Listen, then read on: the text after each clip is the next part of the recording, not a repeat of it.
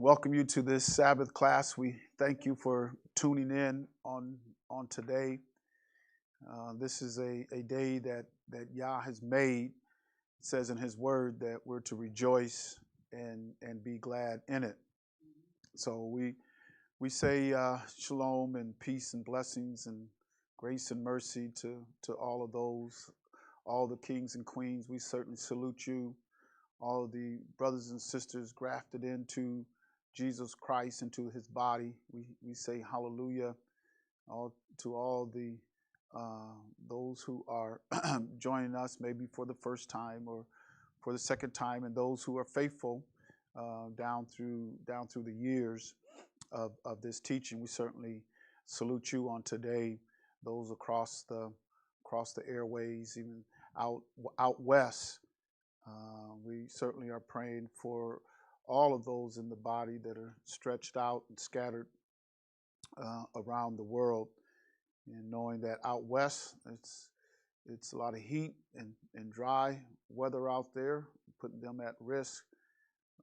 Certainly prayers are going up for you, and then locally here, and all that we have to endure as we continue to wait patiently, and in waiting for Him, it is required of us to stay busy and to work, and because we have not entered into our rest yet. Jesus said, "Come unto me, all you labor and heavy laden, I will give you rest." And then we pick it up in Hebrews, and it talks about how we have not entered into our rest yet, and our rest comes at the end. Just like our Father made the heaven and the earth, and He worked 6 days, and the seventh day He rested. But we have not, I know the understanding has been given that when you're born again of water and spirit, you enter into the body of Jesus Christ, you've entered into your rest. And that in Hebrews it says that if we entered into our rest, then we wouldn't have to work. And he brings that out in the 4th chapter of Hebrews, that we have not entered into our rest yet, that is still required unto us to work. And in that working, we have to be obedient unto His word. There is a day of rest coming for His people. And a lot of us are going to be so thankful and so glad that day of rest is coming, because of the life that we've had to live, and the things that we've had to endure to make it unto the end. Nobody has it easy in this life. So we are given many things, and some of the things that we'll try to touch on today, some of the things that He has promised unto us, but it has not been given. All of it has not been given unto us yet. It is even prophesied in Isaiah, the 9th chapter, that the government is going to be what? On His shoulders. So He's going to shoulder the government. He is going to have His government set up here on the earth, because it says in prophecy that there will be no end to His government. It says that in Isaiah. There's not going to be any end to His kingdom once He establishes it.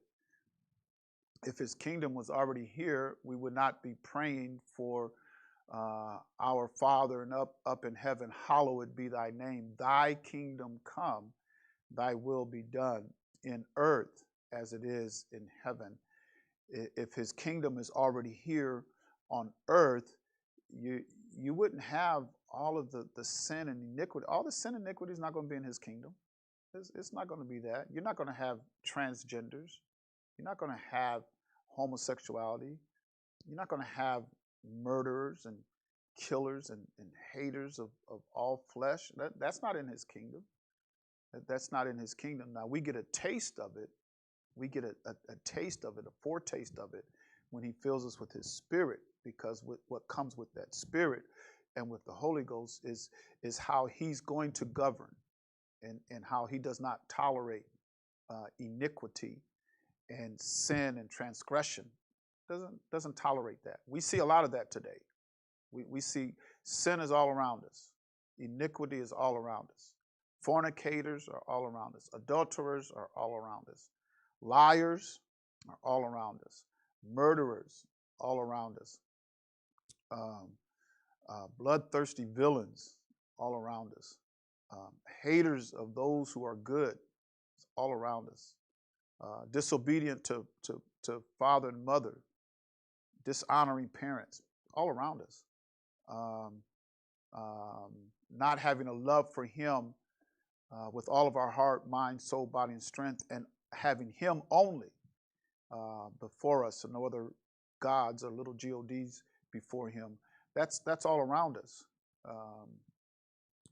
We see how people have gotten into idolatry. That idolatry was back in the days of Abraham, and idolatry is still here today, still all around us. So we're looking for him to set up his kingdom and the government to be upon his shoulder. And that day is a day that we are looking forward to. Now, those of us who are born again of water and spirit, and sometimes I struggle with how simplicity of his word is so just unbelieved. Just people don't believe in the simplicity of his word. John the Baptist, he was a baptizer. He our Messiah, who we follow, who is the anointed one, the Christ, and we're going to crown him King of Kings. Christ was baptized. He baptized his disciples.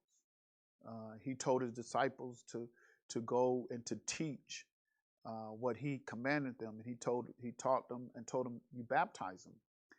But yet, with all of the commands of baptism and the example of baptism, yet you have people who don't believe in baptism. Oh, you don't have to be baptized.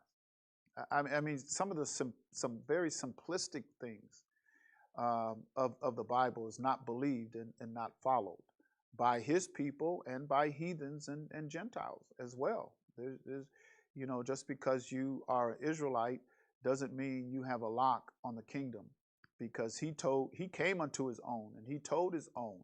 He told Nicodemus. Nicodemus was an Israelite. He said, Nicodemus, unless you're born again, you can't see the kingdom. Unless you're born of water and spirit, you can't get in. But you have Israelites who don't believe in baptism. I mean, it's sometimes the simplicity of his word and his teaching is misguided, misunderstood, that sometimes it's frustrating. But we can't give up. We can't give up. We can't get frustrated to the point where we lose faith. We have to endure, because he says, he that endureth unto the end, that one is going to be delivered. That one's going to make it. But we have to endure unto the end. So today it's a day that is recognized nationally now.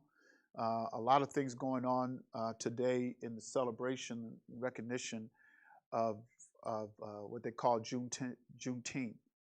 That was made a national holiday this week, signed into law this week. Just suddenly, just boom, out of nowhere, had unanimous support in the Senate, which is unheard of. I mean, what's going on? How could you have unanimous support in the Senate when it's pretty much a deadlock on everything? But all of a sudden, just there's a woman, I forget her name, but she's been working on it for a couple of years now, more than 2 years, several years. She's been pushing Congress and members of Congress to make Juneteenth a national holiday. But there really wasn't much talk about it until just suddenly as far as in Congress, not much talk about it. and then all of a sudden it just sweeps right through the Senate, the House, the president signs it into law. So it makes you wonder how could something have swept through so quickly, and I know a lot of people, you ought to be thankful for Juneteenth and everything, and it's a national holiday, but people don't look further into it. That's how we do a lot of times. We look at things on the surface. Yes. Yeah. Yeah. June 19th, they right, right. And there's been a lot of celebration in the state of Texas. There's been a lot of celebration on June 19th. It's gone on for generations because they never forgot about it. Um, so how could something that's been rejected by by the government and Congress for so many years all of a sudden gets a snap and it's a national holiday? Just boom. It's almost like you wake up one day, oh, they're going to sign Juneteenth into law, into a national holiday. Yeah, today they're honoring it today. Um, so what does it mark? Well, if you study, if we kind of go back into when the Emancipation Proclamation was signed, it was actually signed in the beginning, either January, February of 1863 is when it was signed. And there was still slavery, what you call chattel slavery, even after the signing of the Emancipation Proclamation. They still had, and so slavery went on. It finally in Galveston, Texas, in 1865, they told the slaves in Galveston, Texas, that yeah, it's true. You guys are free. You've been free for over 2 years. Oh, it's been over 2 years. You guys been free. But what Abraham Lincoln, what he came up with when he signed the Declaration of Emancipation, um, one thing that he said that there should be reparation. And do you know what the reparations were in the time of Abraham Lincoln? It was 40 acres and a mule. That was the reparations that the United States government had promised the slaves. Every family was supposed to get 40 acres and a mule. Well, they never got reparations. They did. They probably had to purchase the land. I mean, there was some who purchased land. Even when you go back to the Tulsa, Oklahoma, what they call Black Wall Street, they had to buy that land, and they did. They pulled their money together and they bought the land. And since they were segregated because you couldn't buy anything, you couldn't even hardly go across the railroad tracks. They wouldn't let you into their places of business. You couldn't buy anything so they just built their own. And they had more wealth then than what the descendants of slaves have today.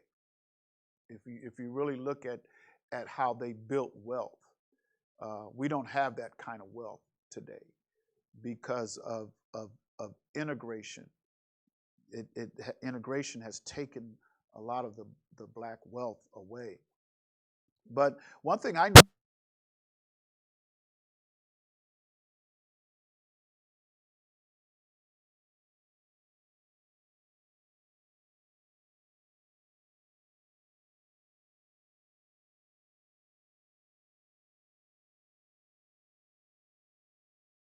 Went out or something? Testing.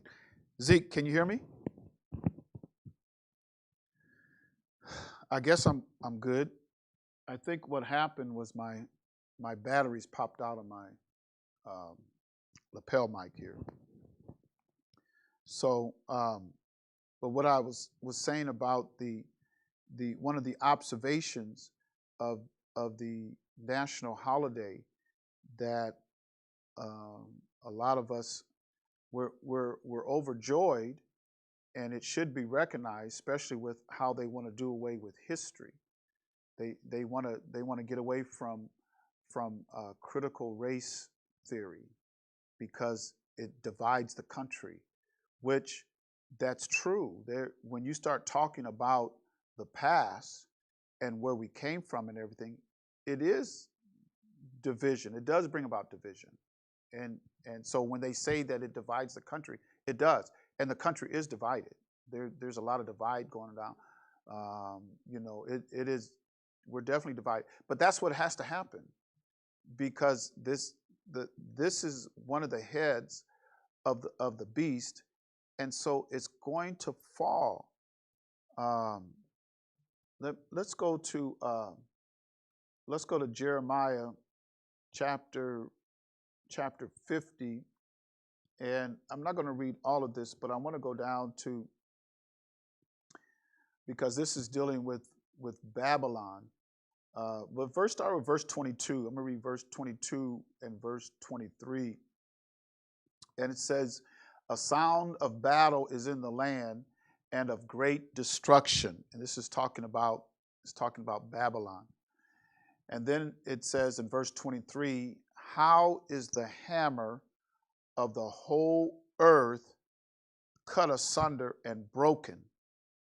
How is Babylon become a desolation among the nations?"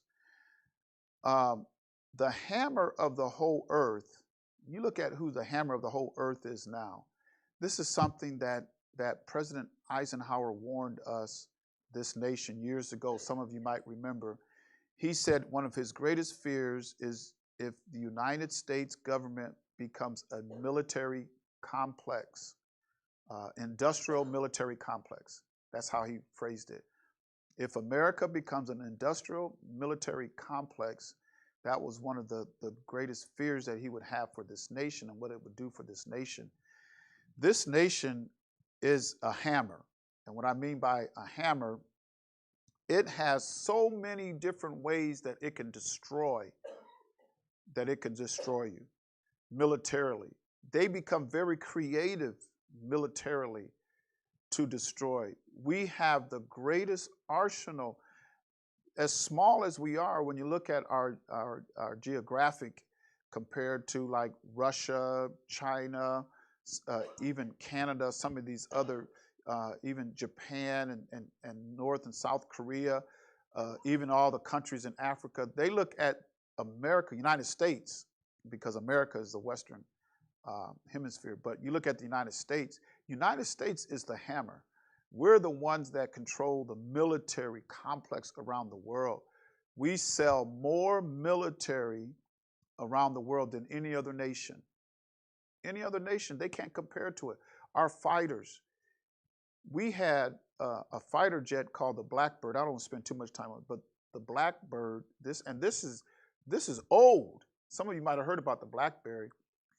The Blackbird that could fly from LA to New York in like 60 minutes, and how it could fly undetected.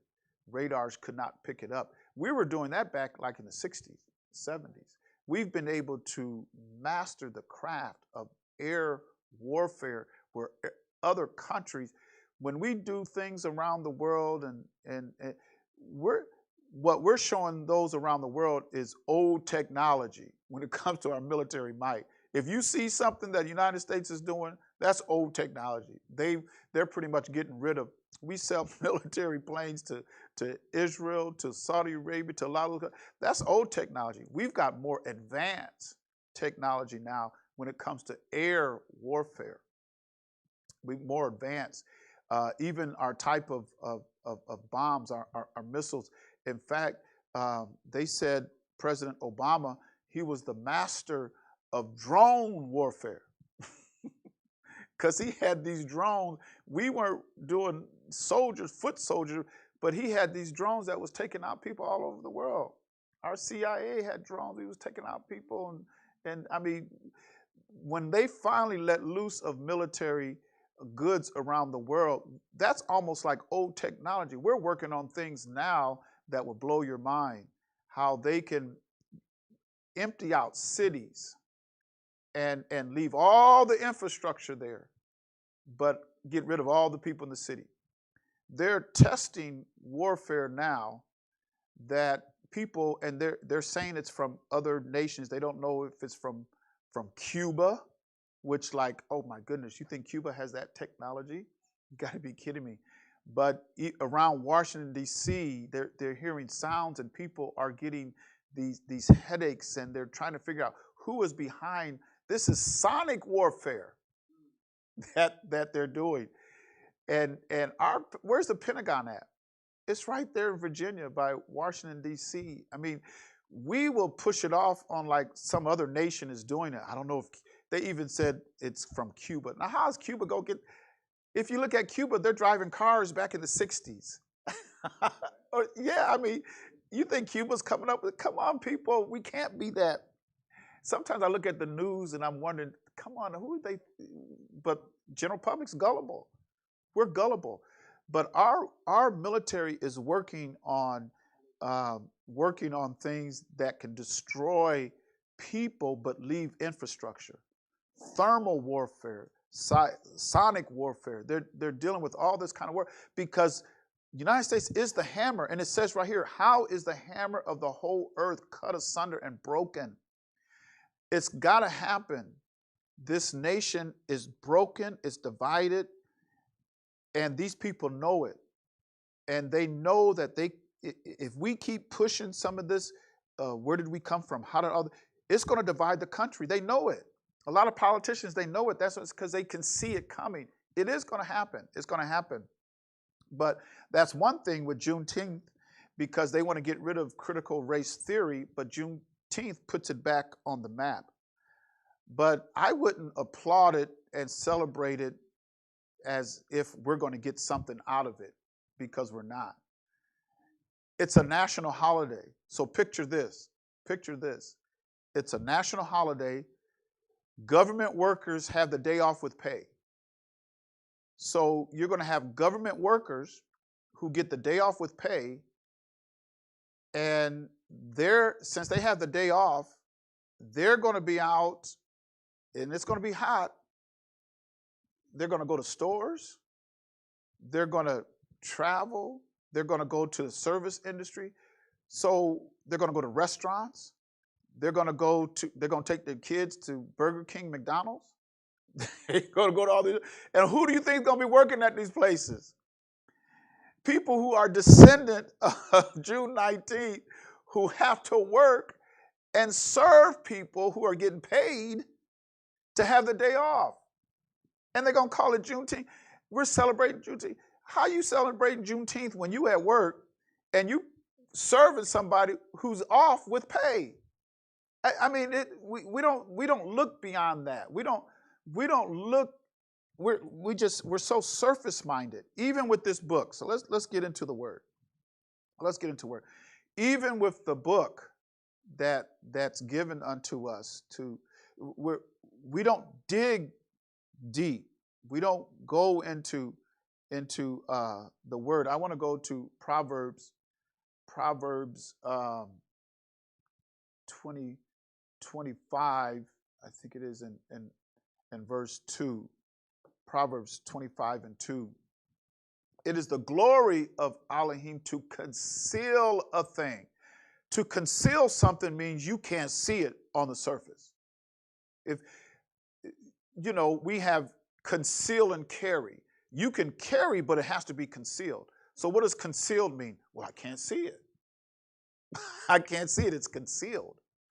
So if something is concealed, you're not going to see it on the surface. And for a lot of us, if I can't see it on the surface, if I have to do any work to dig for it, well, then I don't want to do it. I don't want to do it. We get what they call slothful. And there's one thing about in his word, he don't like the slothful. He don't like those who are lazy, those who don't want to do no work, those who don't want to.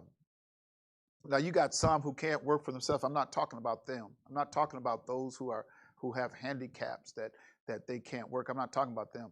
I'm talking about able-bodied people who don't want to work. He doesn't get no delight out of that, And he says here, my glory is to conceal it. So if it's concealed, you can't see it. You can't see it.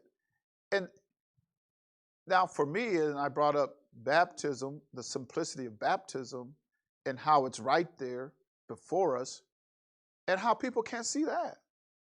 Now that's something on the surface. Christ was baptized. He baptized his disciples. He told his disciples to go out and baptize. But you have people who don't believe in baptism. So, I mean, there's some things that he conceals. Then there's some things that's just on the surface that people just can't see.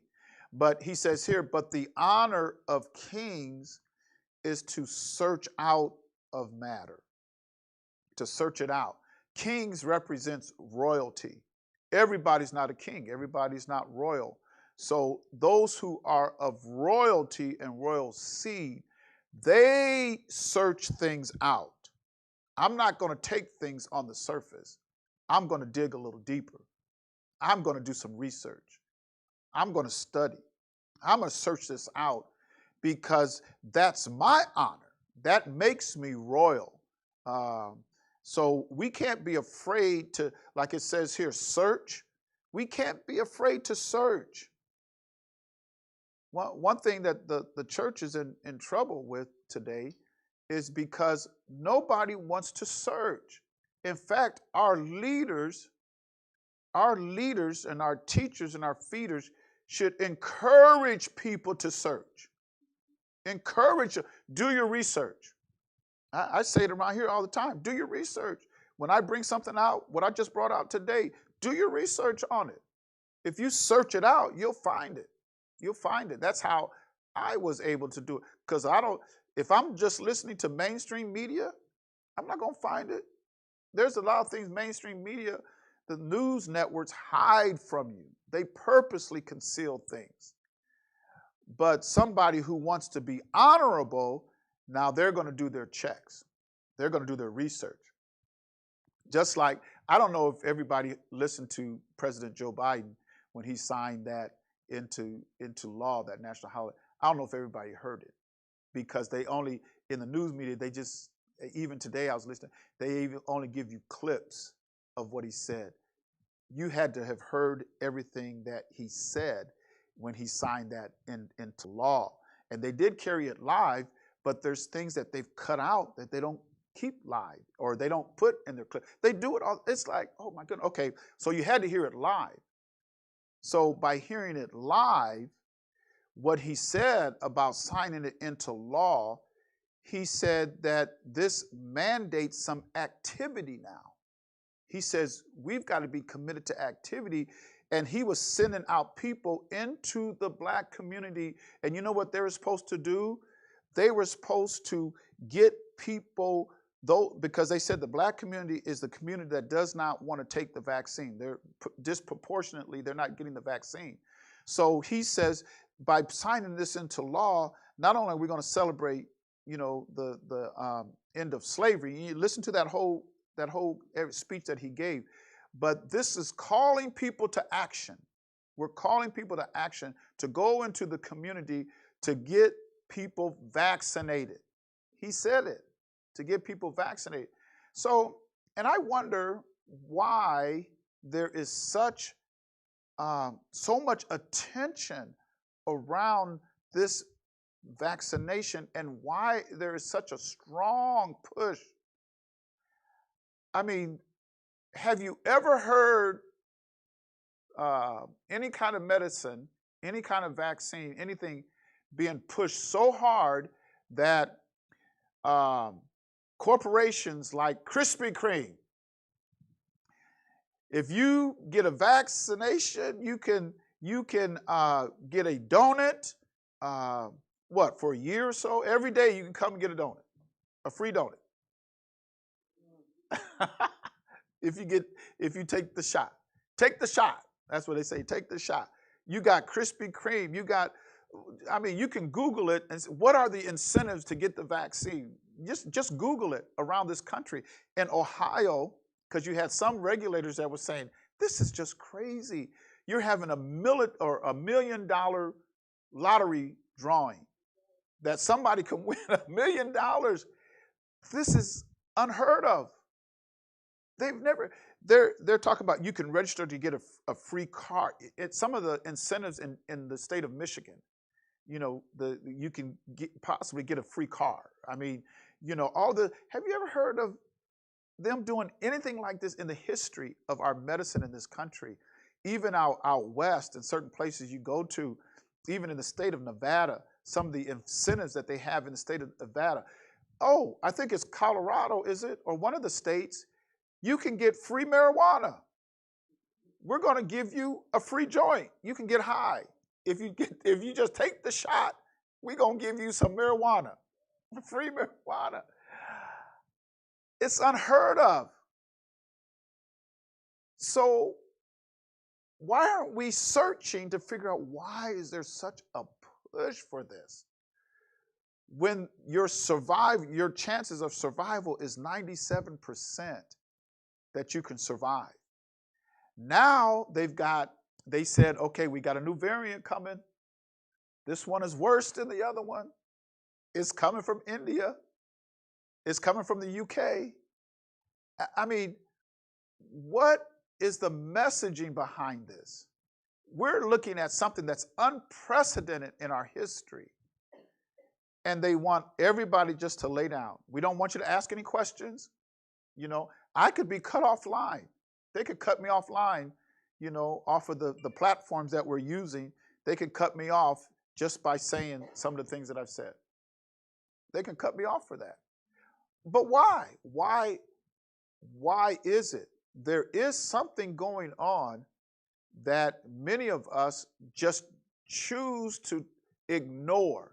We choose to ignore. So, I mean, if you choose to ignore it, then okay. But let's go back to Jeremiah 50 and 23, where I was, and just finish that up real quick, because it says, how is Babylon become a desolation among the nations? How is this hammer of the whole earth? How is it cut asunder? How is it broken up? How does it fall? How does this nation fall? Because there's some people who see the handwriting on the wall. They see it coming. But a lot of us can't see it. We don't choose to search. We don't choose to research. Many of us are just at the hands of those who feed us, and what they feed us, we just simply accept. We simply accept. Isaiah 9 and verse number 16. Isaiah 9:16. For the leaders of this people cause them to err, and they that are led of them are destroyed. It's a dangerous thing. He says, I'll give you pastors or shepherds according to my heart, that is to feed you with knowledge and understanding. The feeding should be knowledge and understanding. But then the individual has to make the choice. We can't even force people to be saved. I can't force folks to be saved. If you force people to the water, you force them to the altar, you have to force them to be saved. You have to force them. When you feed with knowledge and understanding, that individual now has to make the decision. I have to decide. And he even says in 1 John, the 4th chapter, he says, try the spirits. You got to try those spirits. Why is it, and I can understand, shepherds and pastors that care for souls, and you don't want to see souls lost, and you want to, the shepherd is there to protect. The shepherd leads the flock out, brings the flock in, it leads the flock into green pastures, shows the flock how to feed, how to eat for survival, how to be healthy. It even says in 3 John, I would that you would prosper and be in health, even as your soul prospereth. So through the feeding, if you're getting knowledge, understanding, and you're prospering in your spirit and your soul, you should be prospering in health as well. Prospering. That's in the book. That's in our book. My health, I should be prospering in my health like I'm prospering in my spiritual growth as my soul is prospering. There should be. You know why he says that? Because all of that is lumped together. Your soul, your spirit, your mind, your body, your desires of your heart, your thinking, the breath of life, all of that is lumped together to make you a whole person. All of it. So if I'm prospering, well, let's go there. Let's go there. What is that? 3 John. Let's go to 3 John and verse number 2. 3 John, verse number 2. Now listen to what he says. Listen to what he says. And keep in mind that our leaders are supposed to be feeding with knowledge and understanding. Because if we're not feeding right, we're going to cause people to be destroyed. Because what did Isaiah 9:16 say? The leaders of these people cause them to err, and those that are led by them are destroyed.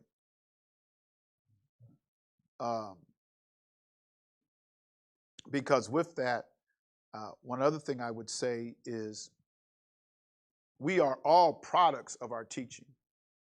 All of us. I'm a product of my teaching. Can I give you an example? Can I give you an example how I'm a product of my teaching? My first pastor, and I listened to the man. I can still hear his voice sometimes. He left an indelible mark on me in my life. And he was a preacher of faith to where, people didn't go to doctors because of the preaching of faith. It was almost like if you had a doctor or you went to a doctor for something, you weren't exercising your faith in him. You got to have faith. And that was drilled in me as a child. To this day, I have a difficult time going to doctors. Not that I haven't been. I go get my physical every year. I go get checked out all the time. I want to know if I'm in good health or not. August is when I have my annual checkup, my physical. I get it every August.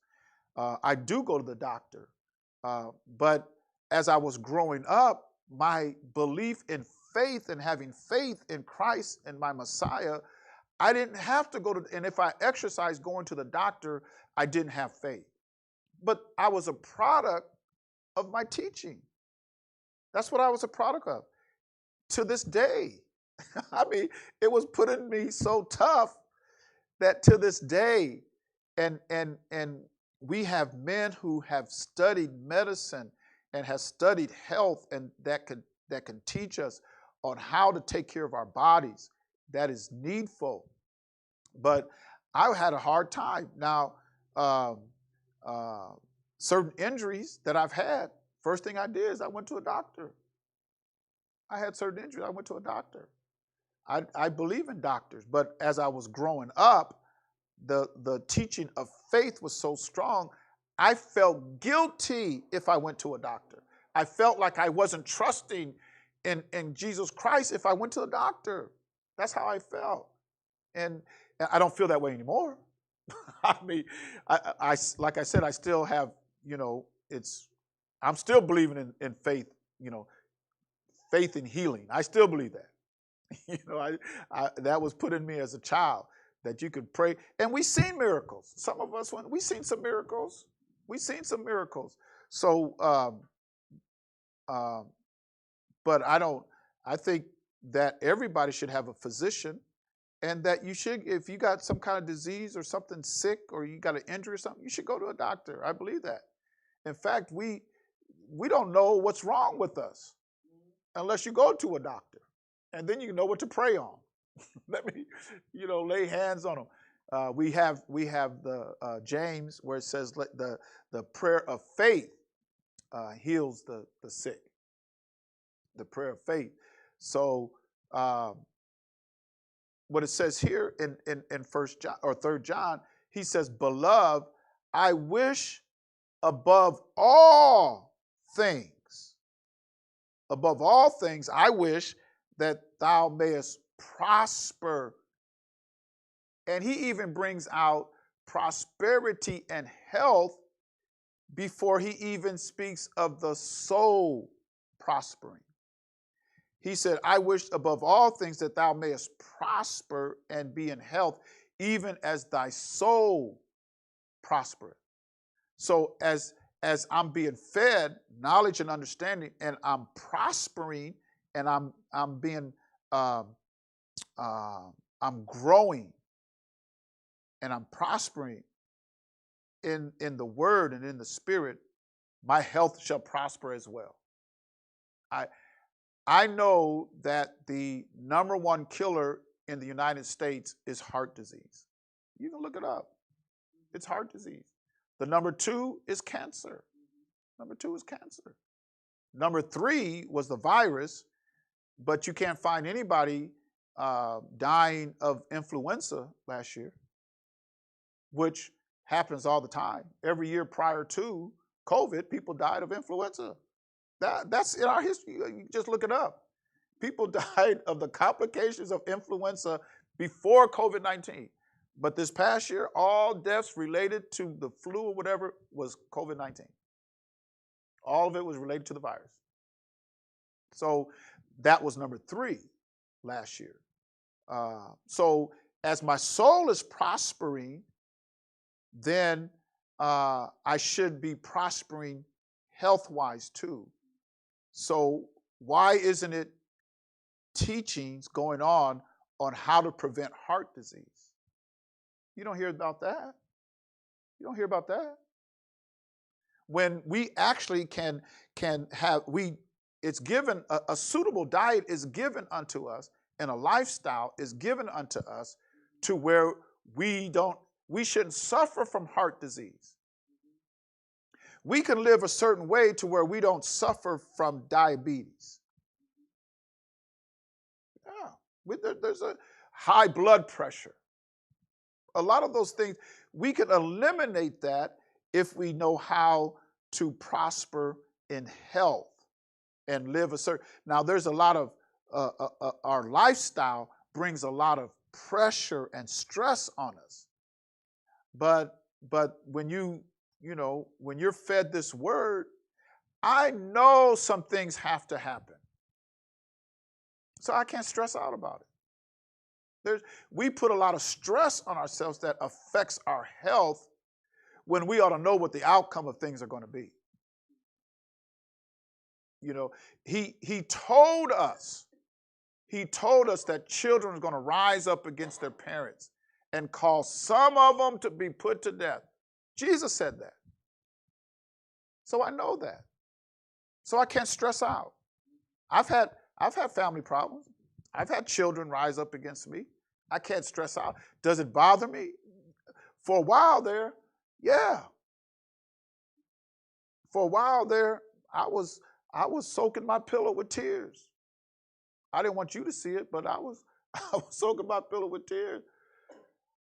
But as I grow in the knowledge and understanding of the book, there's a lot of things that has to come to pass in this day that we're living in. A lot of things. For me to say that there's not going to be any catastrophes in your life that's going to cause you stress, for me to say that would be an error. Because there's a lot of things that's going to happen in your life that could bring a lot of stress on you. So my health now, when I know that things are going to happen in my life, my health now, I'm not going to consume anything and everything. Because that's not good for my health. It's not good for my health. And we should have more teaching on health. People say, you don't You shouldn't be teaching health in church. Well, then why did John say it? Why did he say it here? If we're not to teach diet, why did he give us a diet? You mean he gave us a diet and then we're not supposed to teach it? He says, for you, this is what's best for you to consume, because he knew how you were made. He knows your DNA. He knows your body. He says, for you, this is what's best for you. You want to maintain good health? Keep this diet. He gave it to us. And you've heard me say here, as I studied, I don't have that book, but as I'm reading this book about ancient Near Eastern culture and practices comparable to the Hebrews and Moses back in that day, even Abraham's day, and even their diet, they ate meat, what we call meat in our definition of meat, because we call meat that muscle off the bone of an animal. That's what we call meat, and that fatty tissue and stuff. That's what we call meat. To Hebrews in the ancient Hebrew culture, that's not meat. That's not meat. Was lentils and beans and greens, fruit and meal, and that was meat. That was meat. And fish was considered meat. But their understanding of meat, or what they understood as meat, is different than what we understand as meat. So when Paul was dealing with meat, we look at it from a European perspective and not from a Hebraic perspective. And that's why we get skewed in our diet a lot of ways. Because does he like for us to eat certain things? No, he doesn't. He don't like for us to eat certain things because he knows it's not healthy. I didn't cut you that way. I didn't build you that way. I did not build you so that your metabolism, your system can handle all this polluted stuff. I didn't build you that way. Now, do people eat it? Yeah, they eat it. I ate a lot of unclean animals, unclean meat. I ate a lot of it. Was it good for me? No. Did I put it away? Yes. Yes. Do I want my health to prosper? Yes. Do you know he promised us 120 years? He promised us 120 years. Now I've been taught that you get 70 if you obey your parents. Maybe you get more than that. But if you look at that verse, because we looked it up the other Sabbath, didn't we? I think we looked that verse up the other Sabbath. And it wasn't dealing with commandment number 5. It was not. So that's how we merge things together. We merge things together. Another thing that we merge together is the race is not to the swift, nor the battle to the strong, but he that endureth to the end, the same shall be saved. We merge 2 verses together.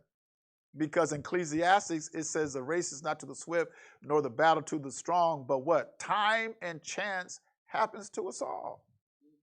Time and chance happens to us all.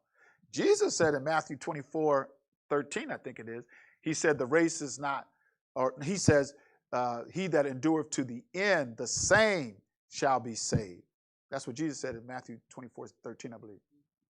So we like to merge those verses together, just like we merge some other verses together. Another one that just came to my mind is when I considered the prosperity of the wicked, my foot almost slipped, or we kind of turn. It says, my foot almost slipped when I considered the prosperity of the wicked.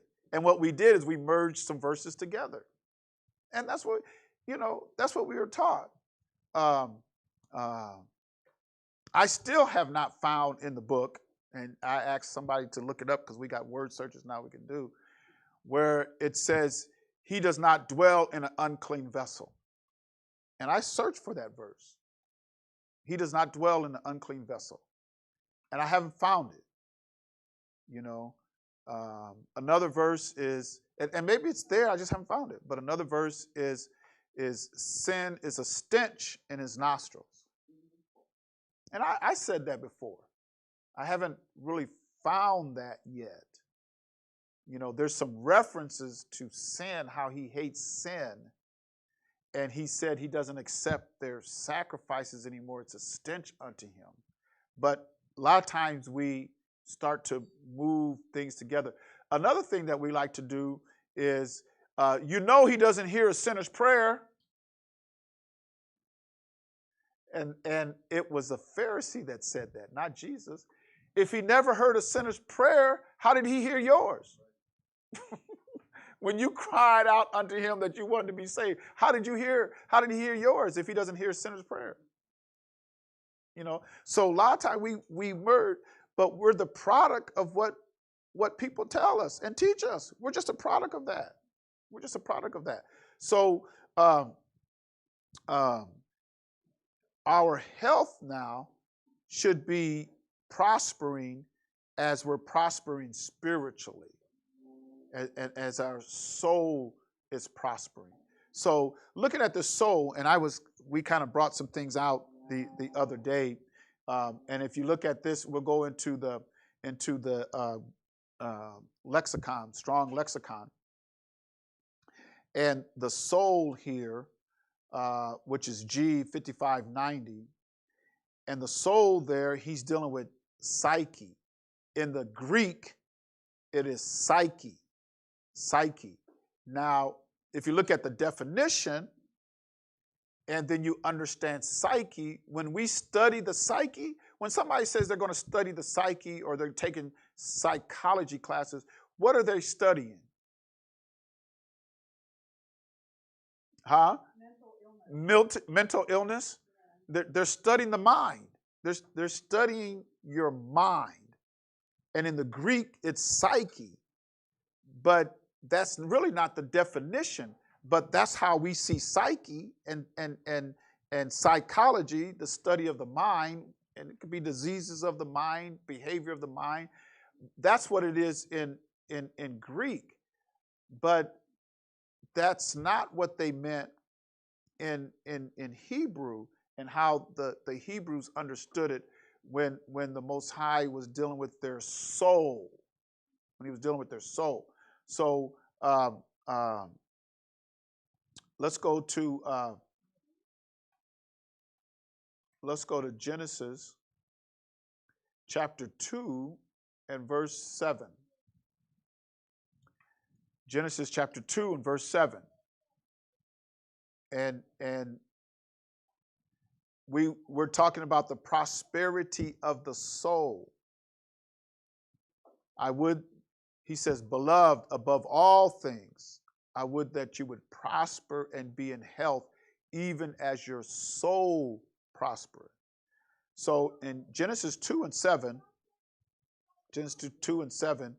and it says, and Yah Elohim formed man of the dust of the ground, and breathed into his nostrils the breath of life, and man became a living soul. Now, let's go into the lexicon. We're going to go into the lexicon, and I have 3 different lexicons that I have a part of my study. But if you look at this, there's some interesting things that has brought out in this, and one of them is if you look at the word became in English, it says became, right? Man became. Ish became. So let's look at that H 1961. H 1961 in the Hebrew text, it's 1097 MV. The first definition, they always give you the root word. This is the root word. The root word is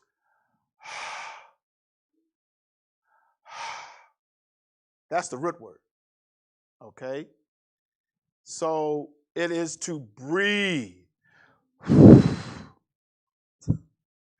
So man or ish or breathed. He became. In English, we say became. But in the Hebrew, it's breathed. He breathed. All right? So M and V, so we have to go down here to M and to V. Okay, here's M, and M and V is, now the root word is right? That was the two. So when you look at the context in which it's being used, it's yeah. Yeah. What did they put in here? The yod, or the yod that makes a y, almost like our y. They put that in between the, so it's yeah, yeah, yeah. So man, yeah, nefesh, ish, yeah, nefesh is what it says in Hebrew. So look at this, and it says to exist or have breath. That which exists has breath. In the Hebrew thought, the breath is the character of someone or something, just as a man has character. So going down here, a generic verb with a wide application meaning to exist or be. What does it say in the King James? Was, become, or was, come to, pass, came, been, happen, become, pertain, better, for thee. So that's what H 1961 means. So in the text here, when he's saying man or ish, because that's what man is, ish or Adam or blood, man became a living soul. He became, which is H 1961. Does that look familiar to anybody? Haya. Right, right. So let's go to, thank you. Let's go to Exodus 3:14. Exodus 3:14.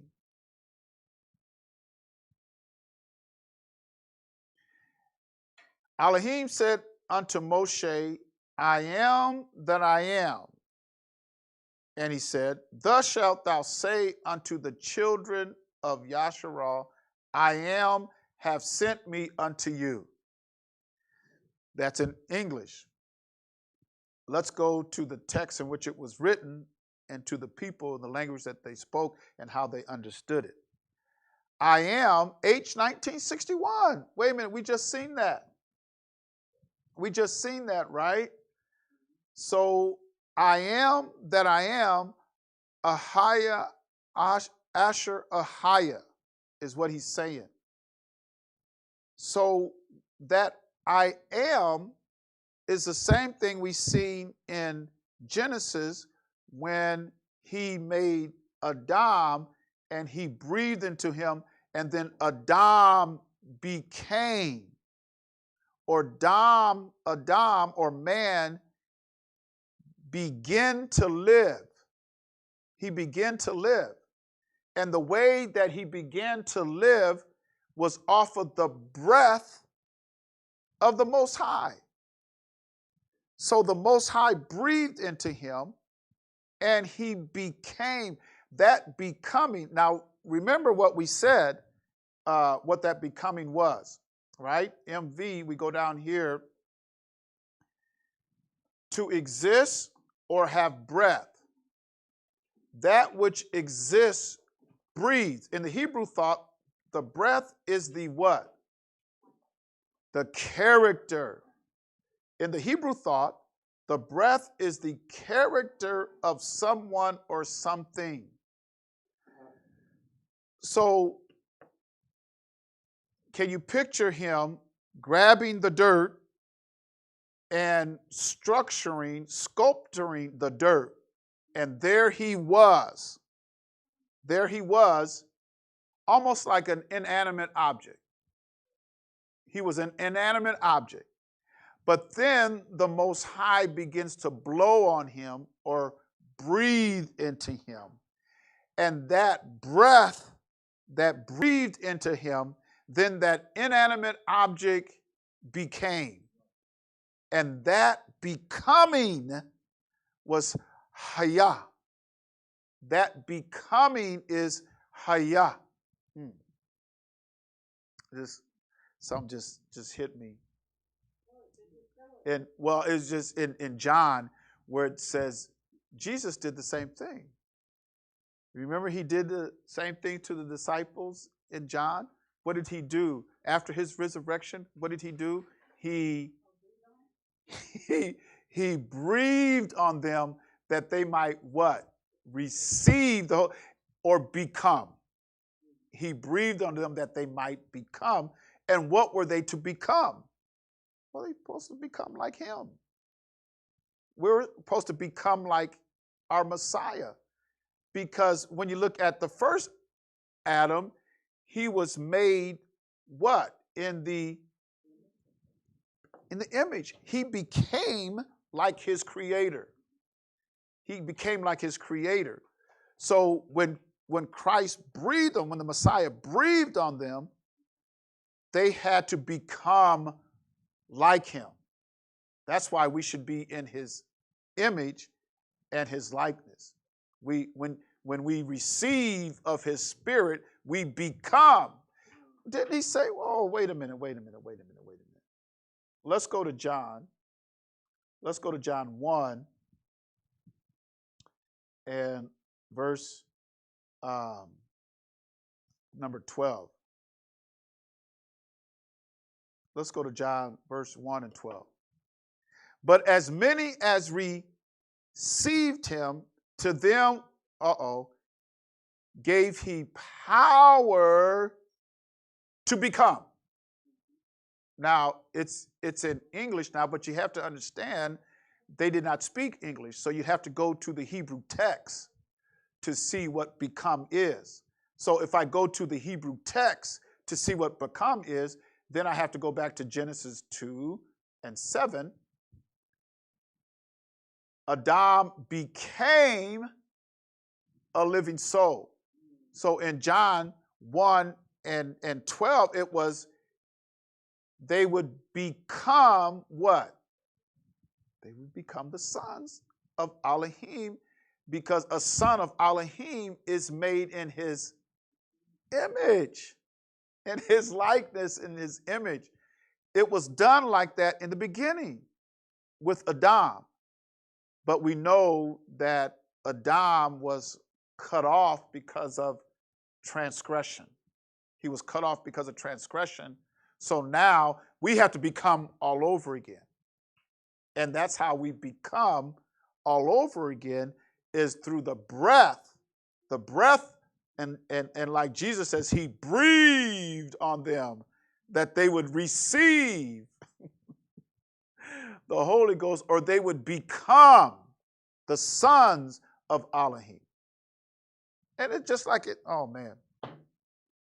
Just like it says in Romans, the 8th chapter, it says those who are led of the Spirit are the sons.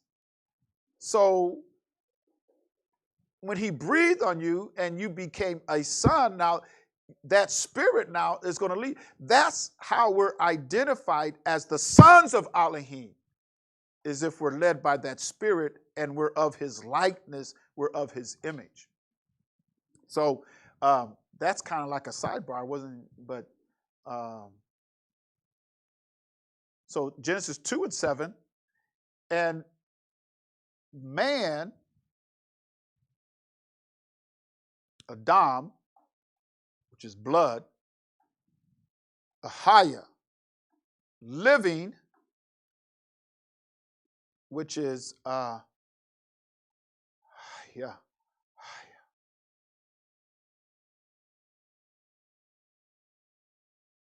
called stomach or life, actually the organs inside of you. Okay? So as you breathe and your diaphragm, you inhale, you exhale, your organs are working on the inside, oxygen flowing through the lungs pumping oxygen, all of that is the breath of the Most High. All of it. The fact that we're breathing. People don't realize when you breathe and you say, you're saying a part of his name. And that's what you've heard me say before. We should not be afraid of his name. That his name should not intimidate, or don't say that around me. You breathing, aren't you? Don't you have the breath of life in you? Every time you breathe, you say, you're saying a part of his name. But what I wanted to look at, and you've got Ahia here, became, just like in John, you got Ahia. Soul. Soul in the ancient Hebrew lexicon, it's H5315 in the Strong's, but in the ancient Hebrew lexicon, it's 2424N. And it's nefesh. Nefesh. That's the root word, nefesh. It's used at N here, so let's go down to N. N, nefesh. Did I pronounce that right? Nefesh. Nephesh? Okay. I mean, you got the ah sound in it because it's nafesh. Nefesh, navish, nefesh. I think it's nefesh, but let's look at what it says. In Hebrew, it's nefesh. In English, it's soul. Now, in the Greek, soul is defined as what? Or what? How do they define? Psyche. It's called, in the Greek, they say psyche and they mean soul. But they say psyche. But, you know, when we look at that word psyche, we're thinking of, man, he's a psychomaniac. You know, he's got mental disease. You know, we start associating all of that with the psyche. In the Hebrew understanding of the word soul, it deals with more than your psyche. So let's look at it. Soul. Soul is life. Thank you. Person. Look at this now. Mind. Heart. Creature. The creature. Body. You mean body is a part of my soul? Your body. Your body. Dead, because you transition from life to death, so that if your body is a part of your soul, then that carcass is a part. So that's how they define it. We're talking about the Hebrew understanding of soul. Will. Your will. What is your will? Is it your will to be obedient to him? That's your soul. Is it your will to be disobedient? Is it your will that you believe in his commandments and his covenant? That's your soul. That's your soul. Because you have some people who don't believe in the commandments. We're not under the commandments. Their will is not to obey the commandments. Well, they're showing you their soul. That's their soul. Desire. Man, again, man, the whole creation of man, what man is his soul. Yourself, this gets into when it talks about yourself, you know what it's dealing with here? This is dealing with your conscience. And what do we break the conscience up to? You got the conscious, and then you got what? Subconscious. You got the subconscious, and it says our subconscious never sleeps. Consciously, we can go to sleep. Subconsciously, it doesn't go to sleep. That's a part of our self. So I have a subconscious now that's a part of my soul. Subconscious. And that's why we have to be careful what we feed our conscience, because it goes into our subconscious. And so we have to really be careful. Okay, I know if I watch certain, no, I'm going to admit, I'm just going to be honest. I'm just going to be honest. I mean, I like certain gangster movies. I watch gangster movies. I like gangster movies. I'm just going to be honest with you. There's some things that we like. Some people like soap operas. Y'all get off me now. Quit laughing at me. Some of y'all like soap operas. Y'all watch soap operas all day long. Some of y'all like mysteries, dramas. Another thing, I like action movies. I like movies that have a lot of, he's a typical male. I guess so. I'm a typical male, But if I watch a lot of gangster movies and I have a strong diet, okay, it gets into my subconscious. And then while I'm sleeping, I start dreaming about gangster movies and being a gangster. Getting my chopper out. I got my chopper. I'm armed to the T. Let me introduce you to my friend. Let me introduce you to my little friend. I think that's what he said. It gets into my subconscious. Now, I'm just being honest. My wife would tell you something about the stuff I watch and stuff. I mean, it's gangster, it's violence, it's action movies and stuff. But it gets into my subconscious. I find myself dreaming about it. So we have to be careful. So what are you feeding your subconscious? What are you feeding your conscious that seeps into your subconscious? What are you feeding that? So that's a part of our self. That's dealing with the self. It says thank you. Now, this last one is going to get a lot of folks upset. This last one gets a lot of folks upset.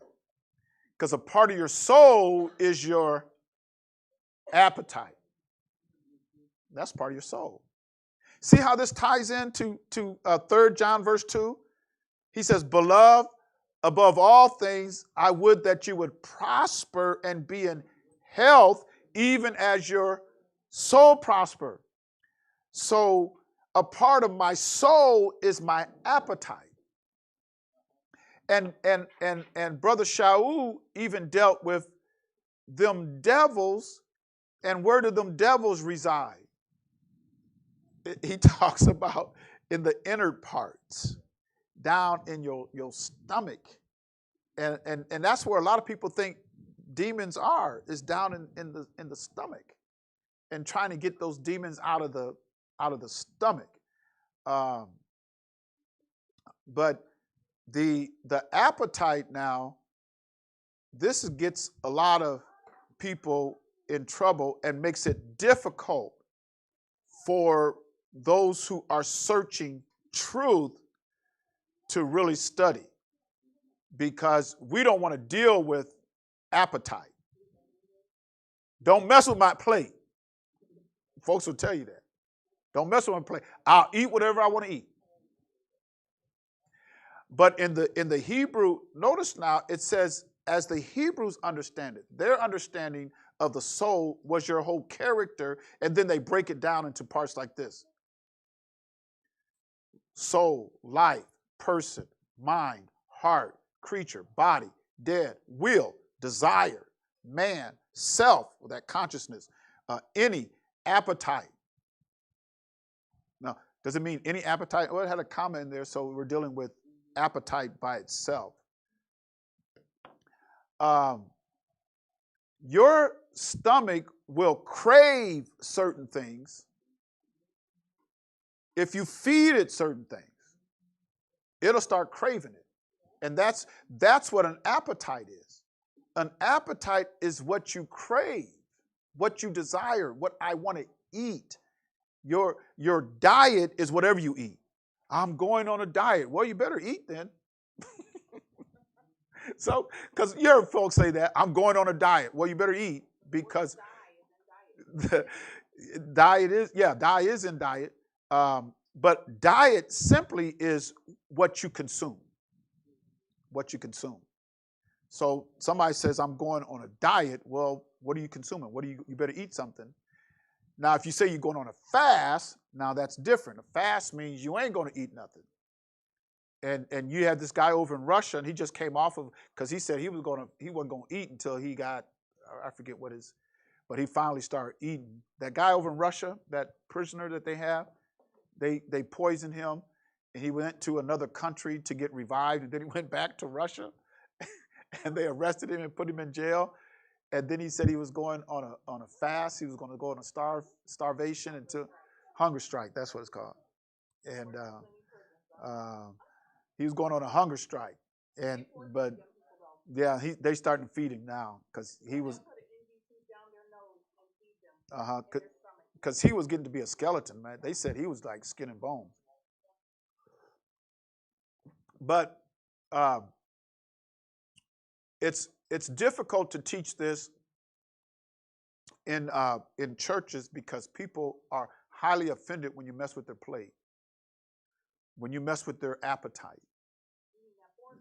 Yeah, when you start, and that it's not just that, it's other things, because you had clean and unclean, and he specifically told them what clean was and what unclean was. Specifically, he drew it out, and so the danger of us is when we take what's written in this word and we take it from the perspective of a nation and a people it wasn't given to.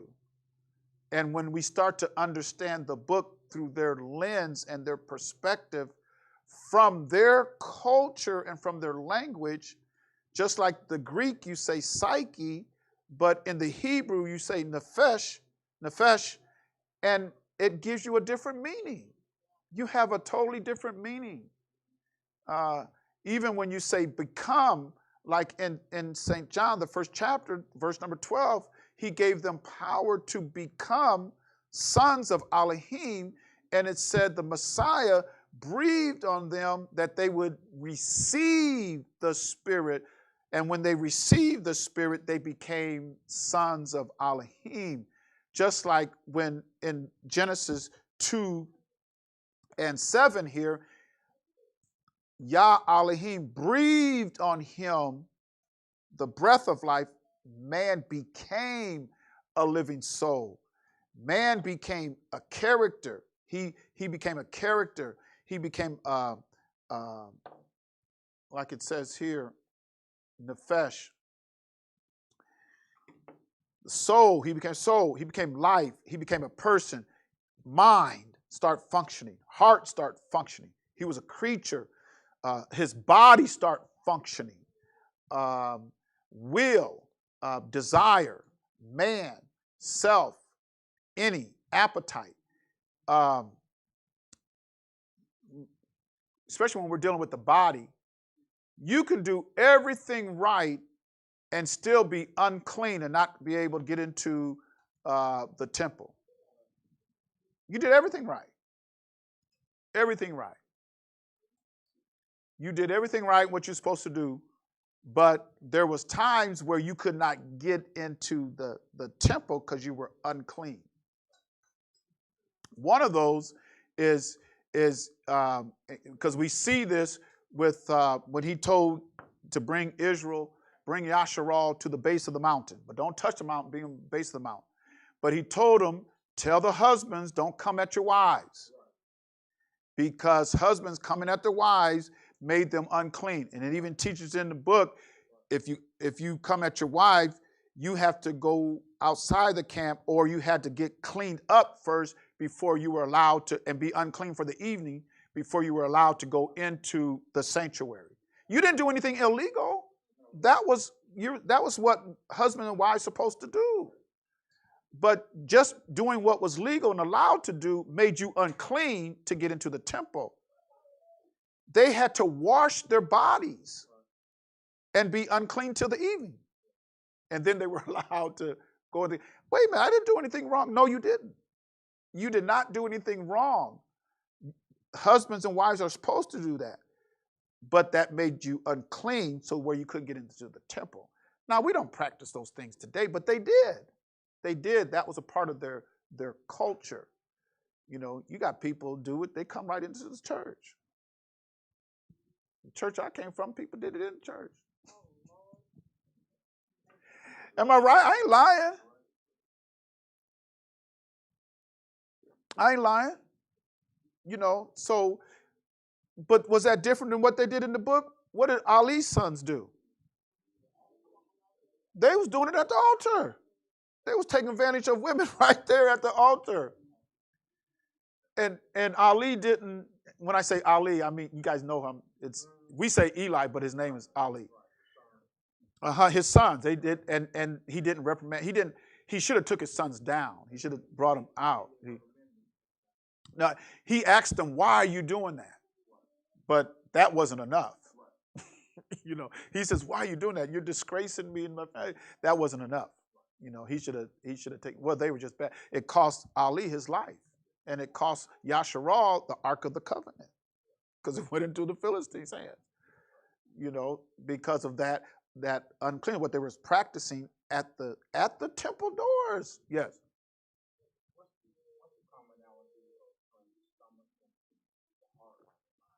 Well, the heart is like your almost like it says here desires and your will. So your mind is your intellect.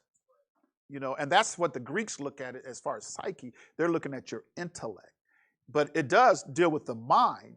But in the Hebrew context, it goes further than just the sight, just the mind. It's dealing with your heart, which is the seat of your affections and your desires. Your sadness, your joy, your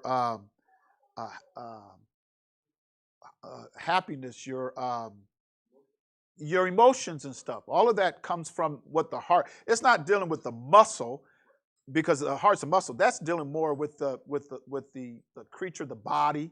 Because you got your body here. Self. That's kind of dealing with your consciousness and your subconscious. So how does it differ from that? I mean, you've got what the heart represents as far as the seat of your emotions, and then you got the body, which is we see the body. I don't see your heart pumping.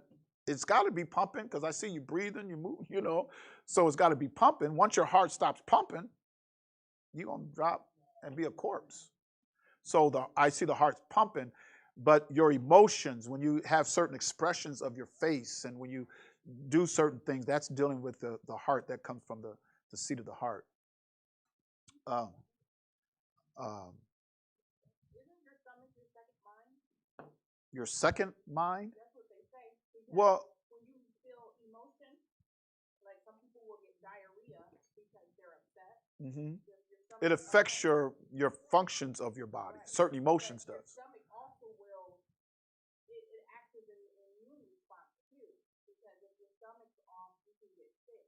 Your stomach, that's why they say in medical field that your stomach's your second mind. That if your stomach's clean, you take probiotics, keep it healthy, you typically will stay healthy and free from disease. Yeah, and Brother Shaul kind of dealt with that because he said the God of your belly. He said that in his writings. Because some people have a God in their belly. So that could be like a second mind. But what does he say? Whose God is their belly? I think that's how he words it in one of his letters. Whose God is their belly. So that could be, and that's why a lot of people thought there was demons and stuff that was residing down here in the stomach area, and you had to get him out of the stomach area, because that's where the demons like to reside. That's what some people, I've read that. I've read that. Yeah, I got something inside me, but that's the functioning of our organs. I mean, we've got certain organs that has to function properly. But the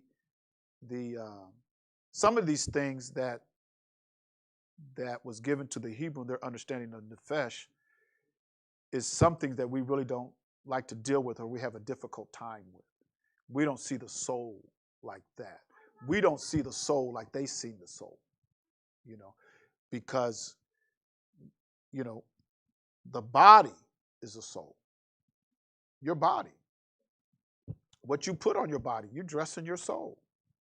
And we could tell, the expression of your soul by what you put on it. That's just an expression.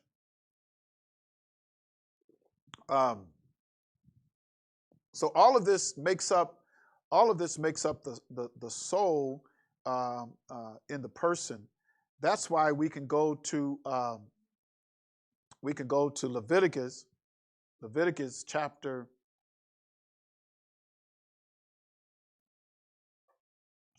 5, and this chapter deals with the soul, and it talks about the body, the limbs. It talks about the inner person, because it says in verse 1, and if a soul sin and hear the voice of swearing, and is a witness, whether he have seen it or known, if he do not utter, then he shall bear his iniquity. Now that swearing is not defined as we say profanity. We say profanity. You mean if you hear somebody speaking profanity, that's what he's talking about? That's not what he's talking about here in swearing. When somebody makes an oath and then there is a conspiracy or a plan to break that oath, and you know about it, and you don't do nothing about it, and you say, well, I'm going to keep that secret, then that soul has just sinned. That is a sin. Wait a minute, how could you charge me with that? Because the way they look at or the way the oath was taught to Israel is different than how we see an oath. Because we think you can break your word, you can break a promise, you can break a covenant, and we think that there's no repercussions. We don't even think we're under a covenant. You got a lot of folks think that I'm not under no covenant. Covenant what? It even says in Romans, he called them covenant breakers. In the first chapter of Romans, he called them covenant breakers. Well, some people believe, well, if I don't get under the covenant, then I can't break it. And they don't realize that we're still bound by a covenant. All of us sitting here right now, those who are listening, you're still bound by a covenant. Now, whether you're going to have the life of the Mashiach as your advocate, now that's a different story. Some of us have the Mashiach as our advocate that goes to the Father for us. But if you don't have that advocate, you're still under a covenant. You're still bound. Oh, he's just talking. Well, let's see. Romans 7:1, know ye not, brethren. Now he puts in parentheses, for I speak to them that know the law. Now, if you don't know the law, I ain't speaking to you, because you're not going to understand it. And that's how a lot of people got displaced, is because they don't know the law. And when you have people who are teaching you, who don't even believe in the law and don't know the law, but they're your teachers, well, then you're not going to understand it. You're just not going to understand it. That's why a lot of people don't understand the book of Galatians. And a lot of people like to run to Galatians to say, I'm free from the law. I'm under grace and not under law, because they don't understand the law. They don't know the law. Therefore, they can run to Galatians. And usually that's the first book that everybody likes to run to is Galatians. And they don't even understand the whole book of Galatians and how he's dealing with the covenant of adult male circumcision, how he's dealing with that. He's not dealing with all the law. Even you had a law for specific things. You had a law for circumcision. You had a law, you had the covenant of the 10 Commandments. You think Paul wanted you to break the 10 Commandments? No, there's no way Paul wanted you to break the 10 Commandments. None whatsoever. Do you think he wanted you to break the other commandment? Wasn't it the 15th, 16th chapter of Acts where Paul was took a vow under the covenant practices? I think it was the 16th chapter of Acts, somewhere around there, because they told him, well, you better keep your vow because this is what the law recommends. And he said, okay, yeah, well, I'm gonna keep. I think it's the 16th chapter, somewhere around there of the book of Acts. But like we read in Proverbs 25:2, if you're royal and you're royalty, what are you going to do? You're going to search. If you're royalty, you're going to search. Because it's Elohim's glory to do what? No, it's Elohim's glory to what? Conceal it. I'm going to hide it. I intentionally hid it in my book. I did that intentionally. That's my glory. And that's why a lot of people don't get off the surface. Because if you're royal, if you're of the royal seed and you're royalty, you're going to what? Search. I'm going to do my research. I'm going to search this thing out. That's where research comes from. The root word is search. I'm going to search this out. Hazlet, what did you say? Well, let me research it. Because everything I say, you can research it. How you think I'm talking? I follow news. I'm following a lot of stuff. It's out there. I'm not making this stuff up. What I said here today, I ain't made nothing up. So all you got to do is go out there and search it, research it. So he says here, I speak to them that know the law. So if you don't know the law, well, you better go find an instructor that knows the law and get some teaching. Just get some teaching. And I might say some things about Corinthians or Galatians. I might say something. We have things so how do I want to say this? There's some very simple things that we get of the book, like I was saying earlier, right? I mean, everybody can read the book and know that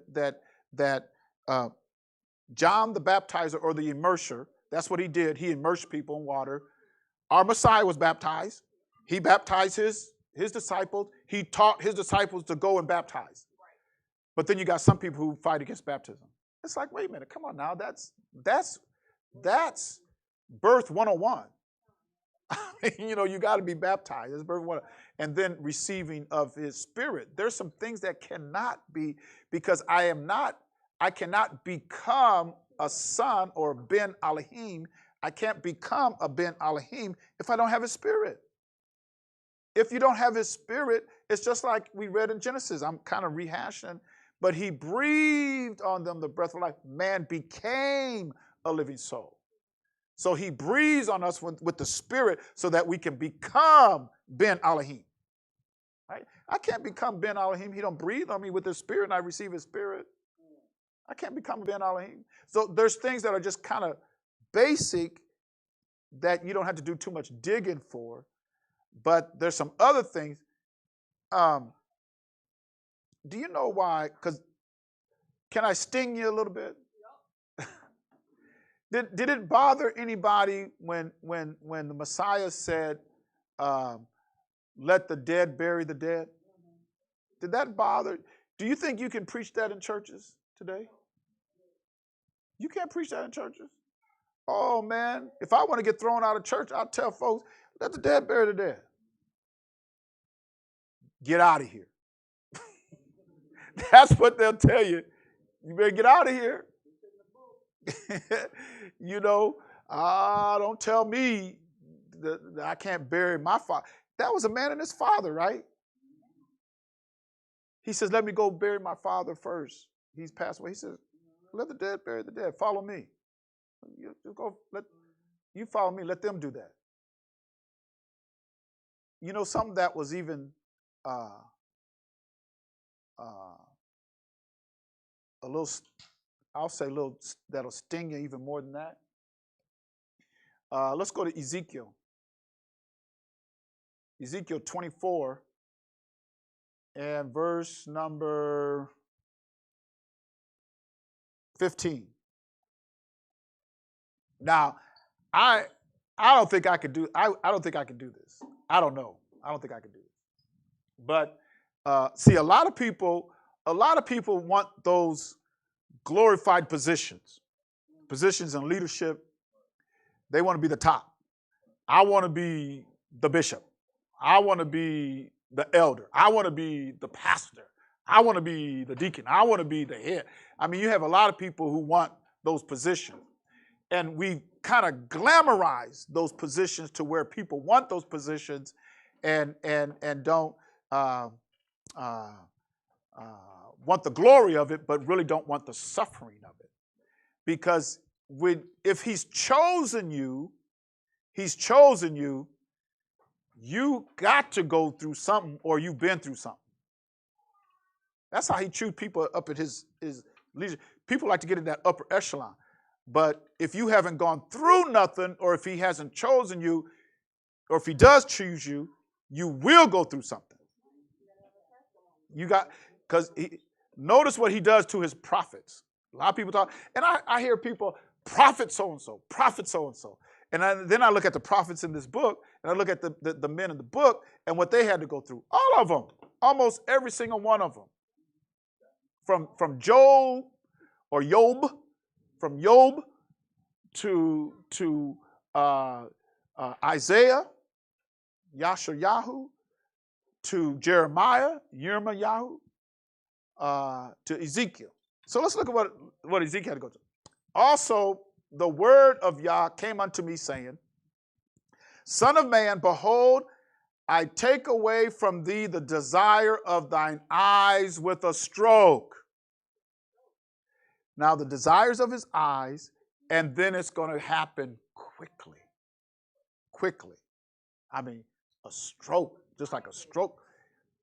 Yet, now listen to what he says. Yet neither shalt thou mourn nor weep, neither shall thy tears run down. Uh-oh. So you can't mourn, you can't weep. I don't even want your eyes to well up, because you know if your eyes well up, what's going to happen? A tear going to come down. Because he says, shall thy tears run down. Neither shall thy tears run down. I don't even want a tear to run down. Forbear to cry. Make no mourning for the dead. Bind the tire of thine head upon thee. Now, when we look at this, again, you have to get out of English. I'm learning. I have to get out of English to get an understanding. The tire is not what you see on wheels of cars. Even though it's spelled tires, it's a turban.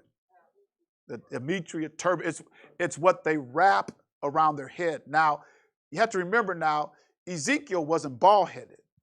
Because if you go back to the 4th chapter, he had to cut off all his hair and his beard, and then a third of it he was supposed to burn in Jerusalem, and a third he was supposed to, so he had to split it up in thirds. And what it depicted, well, he told you what it depicted about how actually 2/3 of Yasharal is going to perish, basically. Because not only did he show it in Ezekiel, but he also showed it in Zechariah. So everybody that's in Israel not going to make it. Just not going to make it. It's prophesied. Don't get mad at me. It's in the book. All you got to do is open up your book and read it. So he says, make no mourning for the dead, bind the tire of thine head upon thee, or put that turban on. Now, Ezekiel had a lot of hair, so he would wrap his hair up, and then he would put a turban around it to bind it, to keep it up, because he wasn't bald-headed. And they had beards. They had beards. Even our Messiah, if you look at our Messiah, he was a Nazarene, but not a Nazarite. A Nazarite means he was born of that family, a Nazarite. He was called a Nazarene because he came out of Nazareth. And so he wasn't a Nazarite, but one thing that was common with those in Nazareth, they had hair. They had hair that would come. His hair came down a little bit. He had hair that probably came off his ears and down. I mean, it didn't go down his back, but I mean, he had hair that kind of came down a little bit almost on his shoulder. Now, Our Messiah today, if he was to step out of this book into our churches, they would put him out of the church. You don't belong here. You don't even look the part. No. You got a beard and it's kind of spotty. It's not complete. It's not full. It's kind of spotty beard. Go home and shave. And while you're home shaving, cut that hair off your head. That's what they would say to our Messiah. I know they would say it to our Messiah. Because you got people in the churches that are offended by men with, now I'm not talking about, now you got to get an understanding, because I'm not talking about hair that goes all the way down to the floor. You got some men, the hair goes down to the backside. I'm not talking about that kind of hair, you know, but he has some locks on his head. It came down, and it was woolly, which means it was nappy. It wasn't straight. It was woolly hair. And that's so those who came from Nazareth, you could tell somebody who came from Nazareth, because to be a Nazarite, you weren't supposed to put a razor on your head. That was just one of the. If you took the vow of a Nazarene, you weren't supposed to cut your hair or drink wine. But he didn't take a vow of the Nazarene. He came from Nazareth, so they called him a Nazarene. He looked like a Nazarene. So don't get offended by him. Because I know how we are. And the reason why we're like that is because we're taught men with turbans on their head are terrorists. That's how we're taught. We're taught that. If you see somebody with a turban on their head, they're probably a terrorist.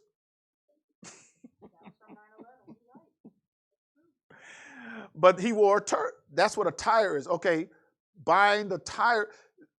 If we seen these brothers come out of the Bible, we would be afraid of them. We'd be afraid of John the Baptist. Man, that's a wild, I ain't going near him. And plus, he probably don't smell too good. He's living out there. He's eating locusts and wild honey. He's eating cakes and stuff. He's just staying in that river. I'm sure he probably bathed. I don't think he had soap like we got soap. But he might have had leaves or something to kind of get the fragrance and stuff off him. But he lived out in the wild. He was kind of a bushy-looking man. He was frightful. There's a lot of people in the Bible, if we looked at them, if they jumped right out of the Bible, in here, a lot of us would be frightened. And we would run from them. Because our eyes are not trained to look at people like that. Our eyes are, when we see people like that, we tend to fear. We run from them.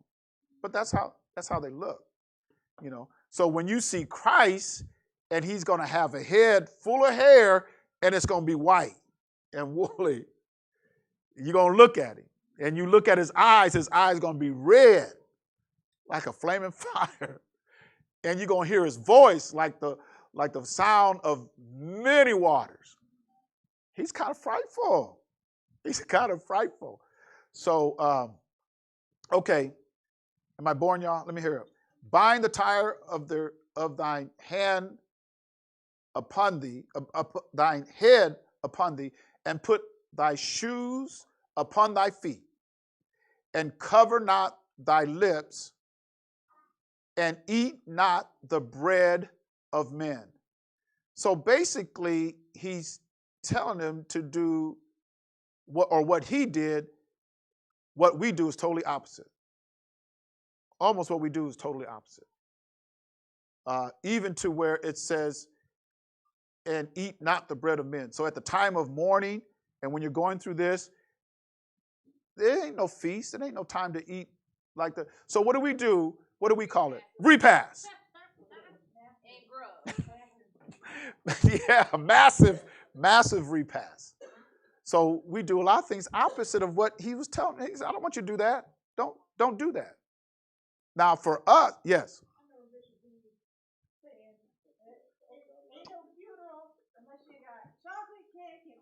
Chicken. I know. He said fried chicken, chocolate cake. That's when you know you went to a funeral. You had a funeral. So I mean, what we're taught is different than what the Bible. Hey, there's a lot of things in our life that's different than what the Bible speaks. You know, so how do we measure up? What is he going to use to measure us? You think he's going to come up with some let me come up with something that's conducive to them since they've changed so much. No, I don't think so. He says, I'm Elohim. I change not. So if anybody's going to do the changing, it's going to be you. He says, listen to verse number 18, because he's going to tell you what happens. So I spake unto the people in the morning, and at even, what happened? That which I desired with the eyes, I'm going to take with a stroke. See that? Isn't that what he said? Let's look at verse 16. Son of man, behold, I take away from thee the desire of thine eyes. I know you desire her. I know you desire, I know the love you have for her. You desire her. And I'm going to do it with a stroke, which means I'm going to do it quick. I don't want you to mourn. Don't you shed a tear. Don't take, he said, bind your head with a turban. Put that turban on. Wrap your head up. Put that turban on. Put the shoes on your feet. And don't be having no big old feast. Doesn't the scripture say for us we should not mourn more than 7 days? Some people mourn years. Yeah, well, it kind of depends, but he's going to show them. He's going to show them something. Yes. I can remember David when his son died. Mm-hmm. The Bible expected him to cry and mourn. And they were like, "Why are you not crying?" Because what the prayer done, and now we're done. Nothing we can do about it. Right. So don't they have some analogy of that? Yeah, and yeah, there is an analogy of that, because while the son was living, he was praying for him. But when he died, he said, "Judgment's come. I'm done. I ain't gonna cry no more. Judgment has come." Not like we do. I mean, we can mourn, but what do you normally see? No, what do you normally see at those funerals? I mean, you have people who almost want to get into the casket with them. Well, let them. I would say let them. Get in there. Get in there and close it up, and we'll bury you. We'll see how quick they get out of it. Yeah.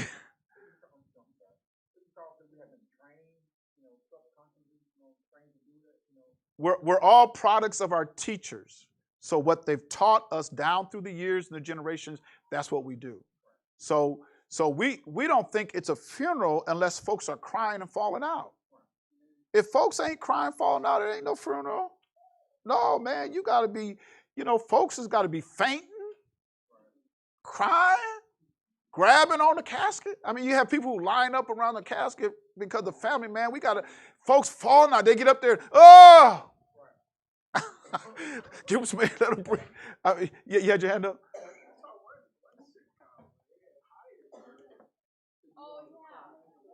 Yeah. Mm-hmm. Yeah, we need to have a crier. Somebody go. She was the official crier. What sitcom was that? That was one. No, I see it on YouTube. You can actually hire somebody to come to the funeral and do all that. And do the crying. Yeah. And he's going to show you something on the reason why he told him that. He's going to give him. So he says, so I spake unto the people in the morning, and at even my wife died. That which I desired with my eyes. I mean, that was the love of my life. She was an apple of my eye. She was my everything. He said that evening she died. And I did in the morning as I was commanded. So what was he commanded? Don't cry. Yet neither shalt thou mourn nor weep, neither shall thy tears run down. Forbear to cry, make no mourning for the dead. Bind the tire of thine head upon thee, and put on thy shoes upon thy feet, and cover not thy lips. I'm still trying to understand that, because he wasn't dealing with lipstick. Some people say he wasn't dealing with lipstick. So I'm trying to cover that, trying to figure that out. Huh? Going into silence. You know how some people get quiet and they shut themselves off from reality? Yeah. They don't speak to people? Yeah. Cover not thy lips. So you got to go on as if it, and eat not the bread of men. So I spake unto the people in the morning, and at even my wife died. And I did in the morning as I was commanded. Now listen to what the people. And the people said unto me, will thou not tell us what these things are to us that thou doest? You know what they're saying, right? Why don't you tell us why you're not mourning? Why aren't you mourning? Why aren't you crying? Why aren't you having a feast? Why aren't we doing? Why? Tell us what you're doing. Because see, now he was a prophet now. He was a prophet. So that's why we got to be careful. All these people want to call themselves prophets and give themselves all these titles and everything. To me, it's false, because if you are a real one, he's going to put you through something. You ain't just common folk. Yeah. They're not saying that you shouldn't mourn or shouldn't cry at all. They're not saying that. Huh? They're not saying that you shouldn't mourn or cry. No, he's getting ready to show them why he put Ezekiel through this. Because a lot of times we think we know him, we really don't. I don't care how many folks go to church and all that, you really don't know. You really don't know him. You don't know him like you think you know. The reason why I asked that question is because, there is a scripture that talk about, time to mourn and time to cry. Yeah. So it's not saying that totally. So it's really just like a temporary. They did have mourning, but he wanted to show them, and the reason why I bring this out is because a lot of people want to be in that upper echelon, and you got to pay for that. Somehow you're going to pay for that. And then the message that he was getting ready to give to the people, there was a reason why he did that. Did people mourn their loss? Yeah, they mourned their loss. That's. Another thing that you could always tell if somebody was in mourning is when they shaved their head. In the Hebrew culture, when you went bald and you shaved your head, that was a sign I'm in mourning. You might not see me crying and bawling and everything, but when you see me shave my head, I'm in mourning. Yes. Mustache. So maybe that's like you said, when they're on morning, they shave off. Yeah. Shave off the mustache. So maybe that's what that means. Yeah, it could be. Yeah, don't shave it off. Yeah, don't shave yourself, because that's what they would do for the dead. Is when, especially somebody close to them. If it's your father, your mother, your spouse, your children, I'm in mourning. I'm shaving everything off. I'm in mourning. He says, don't do that. Don't do that. Don't make no mourning for the dead. Don't cut your mustache. Don't do none of that. He probably had a beard too, because it says in Ezekiel, the 4th chapter, I think it's the 4th chapter, it talks about your hair on your head and your beard. Cut it all off. And then divide it in thirds. It's either the 4th or 5th chapter, I think, in Ezekiel. So they want to know, what does all this mean? Because we see you're not doing what we normally do when we have those, especially those who are close to us. Now you're acting like you didn't even know this woman. I thought that was your wife. Because usually when people lose spouses and stuff, especially suddenly, he says by a stroke. I'm gonna do it by a stroke. Suddenly, it's gonna happen suddenly. Folks are devastated. He said, they're asking, you ain't devastated? What does this mean? What do you mean? Because he was a prophet, and he would speak to them on the behalf of the Most High. So they're asking him, what does this mean? Then I answered them, the word of Yah came unto me, saying, speak unto the house of Yasharal. Thus saith Adon Elohim, behold, I will profane my sanctuary, the excellency of your strength, the desire of your eyes, and that which your soul pitieth, and your sons and your daughters whom ye have left shall fall by the sword, and ye shall do as I have done. Ye shall not cover your lips, nor eat the bread of men, and the tires shall be upon your heads, and your feet, and your shoes upon your feet. Ye shall not mourn nor weep, but ye shall pine away for your iniquities, and mourn one toward another. So what the Most High is saying is, the profaning of his sanctuary is he was going to allow Israel to just to pine away in their iniquities. and he is not going to mourn your death.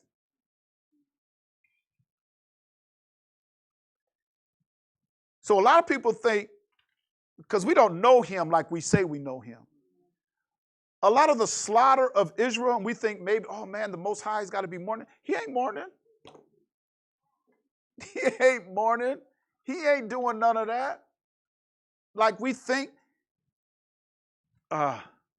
because a lot of times we think he is like us. We think he's like us. And he's not. He's not like us at all. And so he's telling Ezekiel, you let Yasharal know they're going to pine away in their iniquities.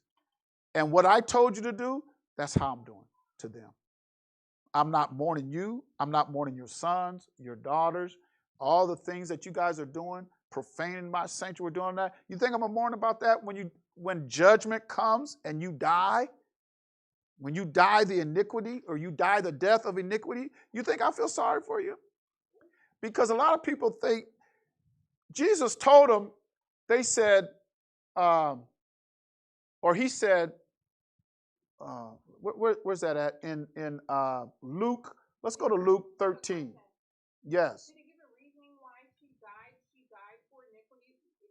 Because I know wages of sin is death. But did she die of disease or did she die of sin? I don't think it was that at all. I think it was because she was kind of comparable to Israel, and Ezekiel was like the Most High. So you had the Most High and the desire of his eyes. Remember, he said Israel was the apple of his eye. So you look at Ezekiel as being the Most High and his wife, who was the desire of his eyes. Okay? And so, like he says, they're going to pine away. Now, I don't think, I don't know. I don't know if she had the sin or the iniquity. I can't say that, but she represented Israel. Right. Yeah. If judgment came upon her, I mean, it had to, judgment is death, but if judgment came upon her, was it just sickness or she had I don't sin know. on her? I don't know because I don't think it says it in the To book. use that as an analogy here, it's kind of like, okay, if she's representing Israel, if Israel, Maybe she herself had the sin, the iniquity, and she kind of pined away in it, or because pining away in it means it's just going to last a long, because it lasted a while. Because even in the 28th chapter of Deuteronomy, it says they're going to pine away. They're still pining away, So it goes over a period of time. But her death was sudden. But did you say that he prayed for her prior to her death? It didn't say that, did it? No, you had said that. I mean, why mourn when he probably prayed for her before she had died? I don't think so. Did you say that? I don't think so. Things then. I don't think so. I don't know. Maybe I did. But in Luke 13:1, with the backdrop of Ezekiel 24th chapter, there were present at that season some that told him of the Galileans whose blood Pilate had mingled with their sacrifices. And Jesus answering said unto them, suppose ye that these Galileans were sinners above all the Galileans, because they suffered such things? He says, I tell you, nay, but except ye repent, ye shall all likewise perish.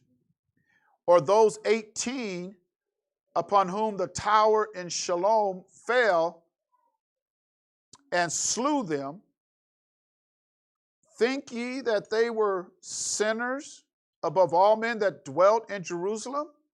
He said, I tell you, nay, but except ye repent, ye shall all likewise perish. One thing that he's looking for is repentance. We tend to measure certain kind of deaths, and they were wrongful deaths. Wrongful deaths. But he says, except you repent, you're going to perish just like them. You're going to perish like them.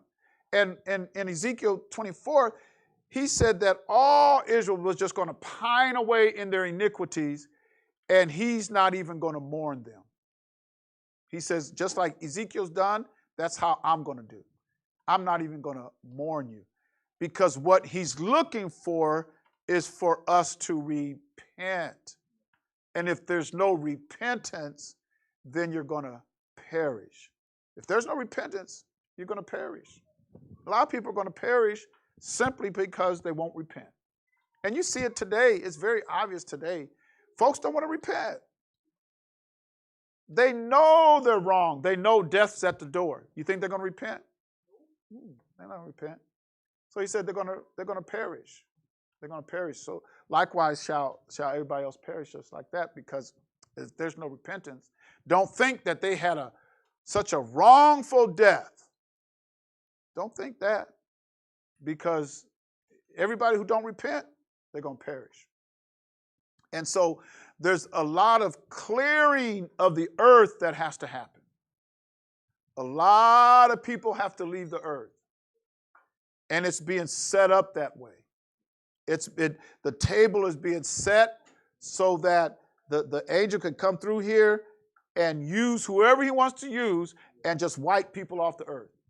Just start taking people off the earth. Because it says it in Revelation. I said 2/3. I said a third was going to be wiped out. It says 2/3. 2/3 of the earth's population is going to be wiped off. So you figure there's 7 billion.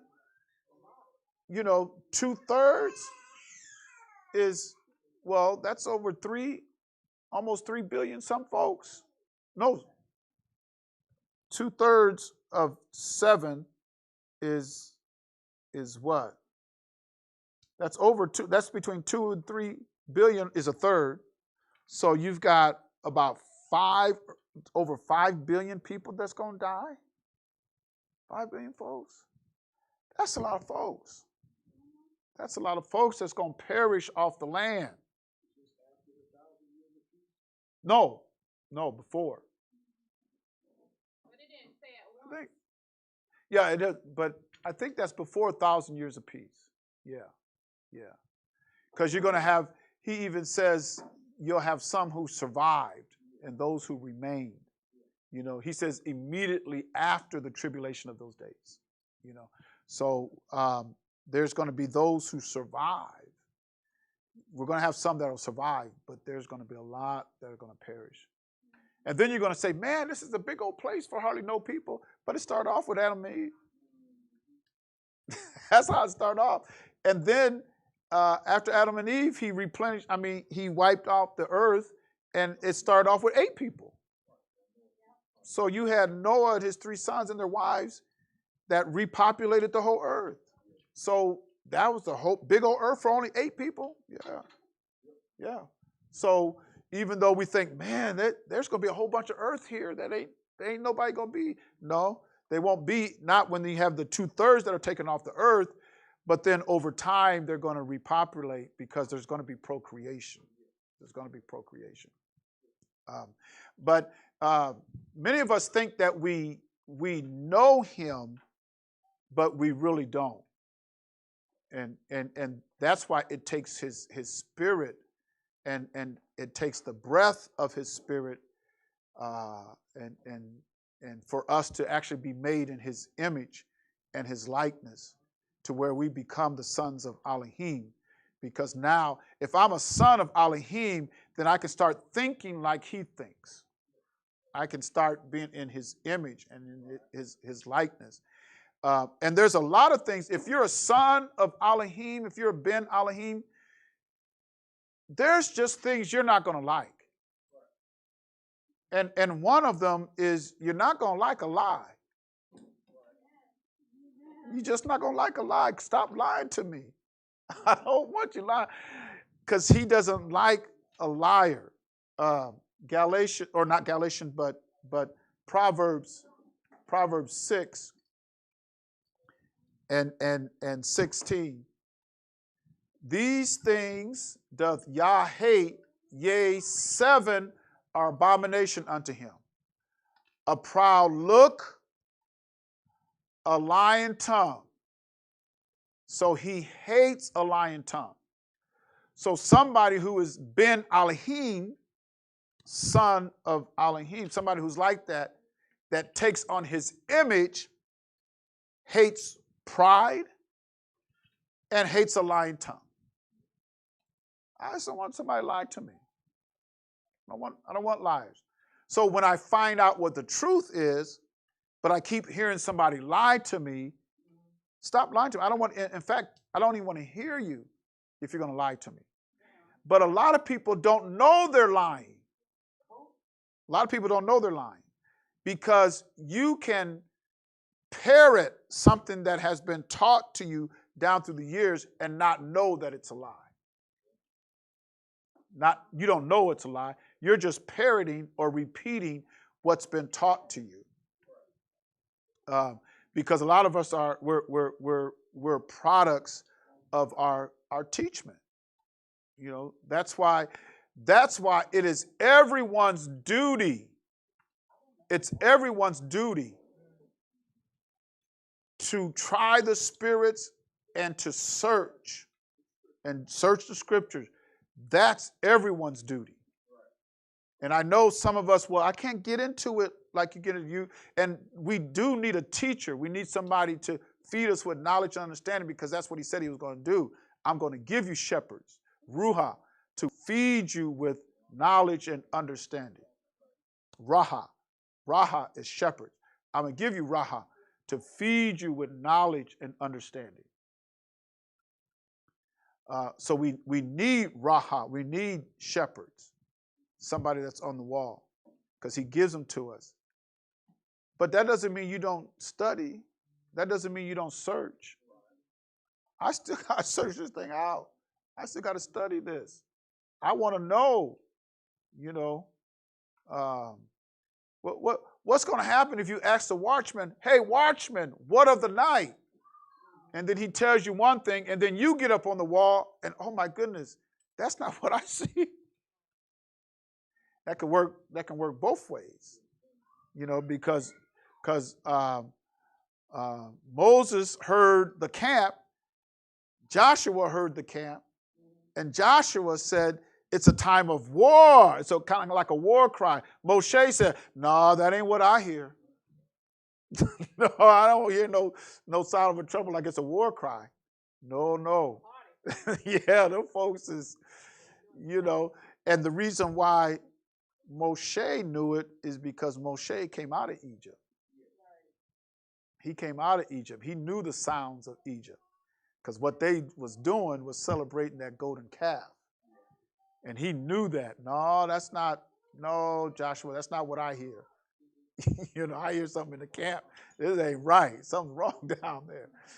And he went down and he found out what he had heard, which was true. So you can listen to the man that's on the wall, and then you can get up there on the wall and say, oh my goodness, you know, I've been asking watchmen what of the night, and then this is what I see. And what I see is different than what the watchman has said. You know, so that can kind of work, you know, both ways. That's why you need to study and read for yourself. What did he say in Isaiah 34:16? He told them, seek ye out the book of Yah and read. Now, we've got it better today because back in that day, they didn't have Xerox. They didn't have the printing press. They didn't have that. Those scrolls that the prophets wrote, nobody else wrote those scrolls. Now the Greeks came in and they said, copy them scrolls down. Now what the kings were supposed to do, the kings were supposed to write, every time there was a new king, he was supposed to write the law that was given unto Moses. That was one of the duties as a king, was to write that law because the king had to even teach the law. You had the Levites that was teaching the law, but the king's responsibility was to write the law. But they didn't rewrite the prophets. You had a difference between the book of the law, Moses' teaching, and the Tanakh, because the Tanakh was the prophets. They didn't rewrite what the prophets wrote. They just rewrote what the law was given from Moshe. So you had the Tanakh, or the scrolls of the prophets, which were precepts. Isaiah wrote a precept. You mean 66 chapters was a precept? That was a precept. That was Isaiah's precept. Jeremiah wrote a precept. Daniel wrote a precept. Ezekiel wrote a precept. Hosea wrote a precept. All of them wrote a precept. Those are the precepts. So what we do is we take precept upon precept. So I got to see how Isaiah relates to Jeremiah, how Jeremiah relates to Ezekiel, how Ezekiel relates to Daniel, how Daniel relates to Hosea. I'm putting precept upon precept. And that's why you see a lot of the similarities in the precepts, because we got to pile precept on precept. That's how we teach doctrine. You don't take... How I study is I want to see the context of the verse. I also want to see what does that verse mean in the context of the writing, because they might have a thought that carries on for multiple scriptures. It's just one thought. So I got to see how it is in that context. And then you got to look at the context of the whole book. You know, that's how I study Galatians. I look at the context of the whole book. I'm not taking one verse out, even though we can go to verses and say, okay, this is what this means. But you got to look at the context of the book. So let me show you. Let's go to Romans chapter 9. And I want to look at... let's look at verse 9 and 4. I'll read 5.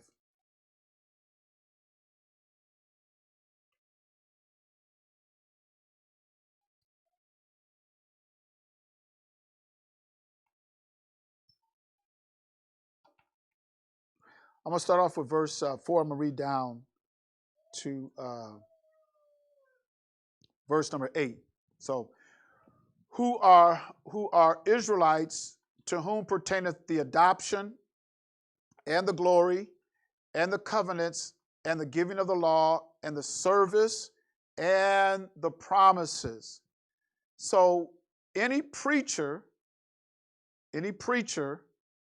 that says everything that was written aforetime is done away with, they're not telling the truth. And you have to, and I know I might offend some people, and some people might get upset, not like what I say or whatever, but anybody that says what Moses wrote and what the prophets wrote is done away with does not have an understanding of the book. Because why would Paul even write this? Okay, I know I read that. Stick with me. Let's go to Romans 3:1. Romans 3:1. And then let's go back to Romans 9. Because I want to get to Galatians. Do we have time? Oh my goodness. It's 1:16. I don't have time for all this. Y'all don't have time for all this. Because we'll be up here all day almost. What advantage then hath the Jew or the Yehudi? Well, what do you mean? What do you mean? There he goes. The word Jew was not written until 1611. I mean, that's you just have to understand that. See, let's don't make King James King Jesus. Just let's not do that, because that was written in the King James translation from the Latin to the English. But before that, it was, what advantage then had the Yehudi? Yehudi was one, which means, he was of the tribe of Yehudah, or tribe of Judah. The words and the terminology we use today, if they heard us speak, they'd be looking at us like, what in the world are you guys saying? What? Who's this? Who's that? They would be asking us questions. And then we would say, well, that's, they go, no, time out. No, time out. That's what a lot of them would do. But we have to be careful when we say that the English language has superiority over all languages. That's what we have to be careful of, because none of them spoke English. So when we make English the superior language, you got to be careful what you're doing. But a lot of our leaders and our teachers don't even look at it like that. Because I know the argument, what does that have to do with salvation? Well, you got to search this thing out and understand. Because what I would say is, what do you mean by salvation? Because the word salvation comes from the word soteria in Greek. That's where we get salvation. Salvation comes from soteria in Greek. So what does soteria in Greek mean? Well, you have a lot of people who don't even know what that means. So that's why, he says, my people are destroyed for the lack of knowledge. They just don't have knowledge, and they don't even seek it. So what advantage then had the Yehudi, or what profit is there of circumcision? He says, much in every way. You mean there's an advantage with the Yehudi or the Israelite? You mean there's an advantage? He says, yeah, much in every way. Not in one way or similar ways, but much in every way there is an advantage of being the circumcision or of Israel. There is an advantage, because that unto them were committed the oracles of Elohim. Now the oracles is not what the people wrote with their own pen. The oracles was what was the voice and what was given from the Shamaim. When it came down from the Shamaim or from heaven, when they heard the voice from heaven, that was oracles. Oracles was his voice coming down from heaven. Because there was a lot of people that wrote, but it wasn't of the oracle or the voice coming down from heaven. So when you say oracles, you're dealing with the voice that comes down from heaven. The voice did speak to them and told them explicitly what to write. And that was given unto Israel. And that's why Paul says chief in every way, because those oracles was committed unto Israel. So if it's chief in much in every way, in my research now, I've got to study the source that it was given to. That's how I know of the source, is because I go to who it was given to, because they were the ones who it was committed unto them. It was not, and people should not get offended. You shouldn't get offended by this. It was not given to Alexander the Great. I'm sorry, it was not given to him. It was not given to Nebuchadnezzar. It wasn't given. He took Nebuchadnezzar down off his throne. He said, I'll make you an animal. To show you my glory, show you how great I am, I'll turn you into an animal for 7 years off your throne. And when he came back into his right mind, he said, man, ain't no Elohim like the Elohim of Yasharal. Y'all better leave him alone. Ain't nobody like him. So, but then he says, what if some not believe? It wasn't given to Caesar of Rome. It wasn't given to Constantine.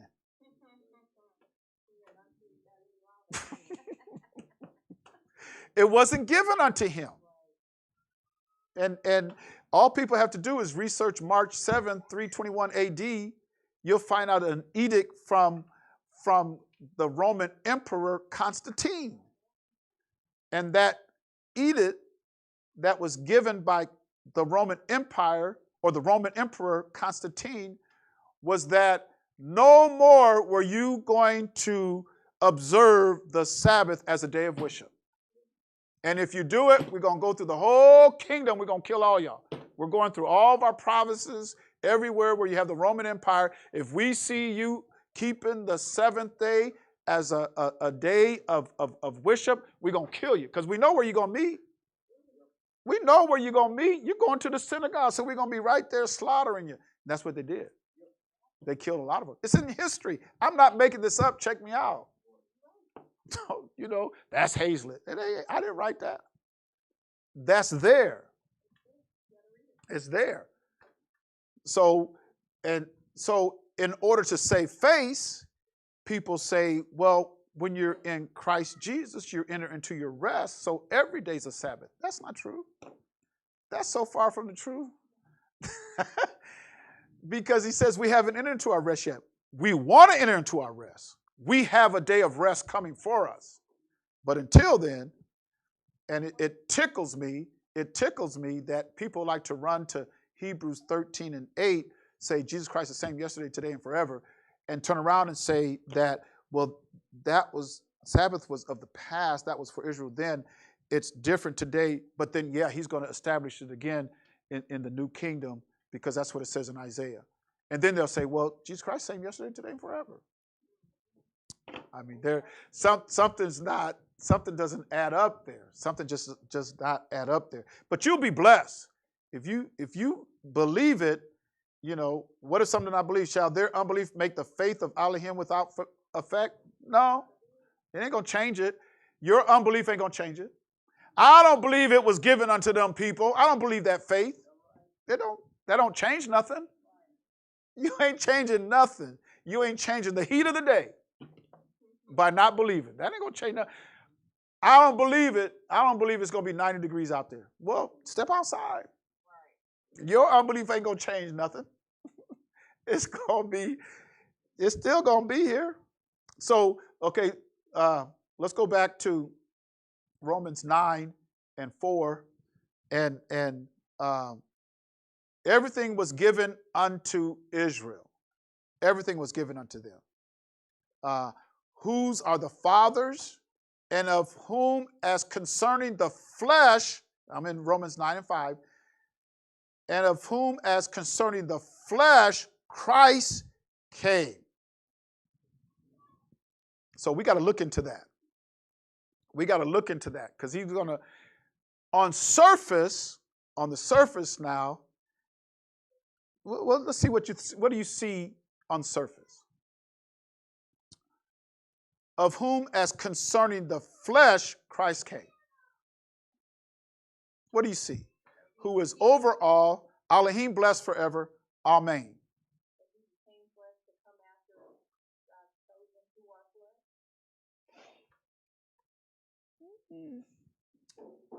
Let's listen. Let me bring out some scriptures to see.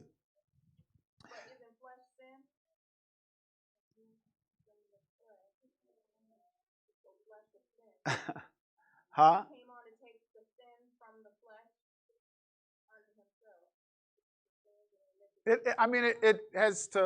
It has something to do, and we'll see it here, but it has something to do with the allegory that Paul talks about in Galatians. So I'm trying to get to Galatians. I'm trying to build up to get to Galatians, because it has to do with the allegory of what Paul was dealing with in Galatians, the 4th chapter. Okay? And he kind of talks about it here. We keep reading. Okay? Not as though the word of Elohim had taken none effect, for they that are all Israel, for they are not all Israel which are of Israel. For they are not all Yasharal which are of Yasharal. Okay? Everybody's not. Neither because, now this is key, the next 2 verses. Neither because they are the seed of Abraham are they all children. But in Isaac shall thy seed be called. Okay? That same train of thought. Now, Brother Shaul was a master of the law. He's like a master lawyer today that could speak on the law and all things about the law to confuse you. I mean, he was a master of it. He was very good at it. And remember what he said in Romans chapter 7, I'm only speaking to them that know the law. If you don't know the law, go study the law and learn the law, then you can come back. Then you can get caught up. Then you can get caught up to him. Then you'll be where he is. Like that day, we're going to get caught up and we'll be where he's at. Because if you don't know the law, you better learn the law. So when he comes, you can get caught up. You can get caught up to where he's at. That's not.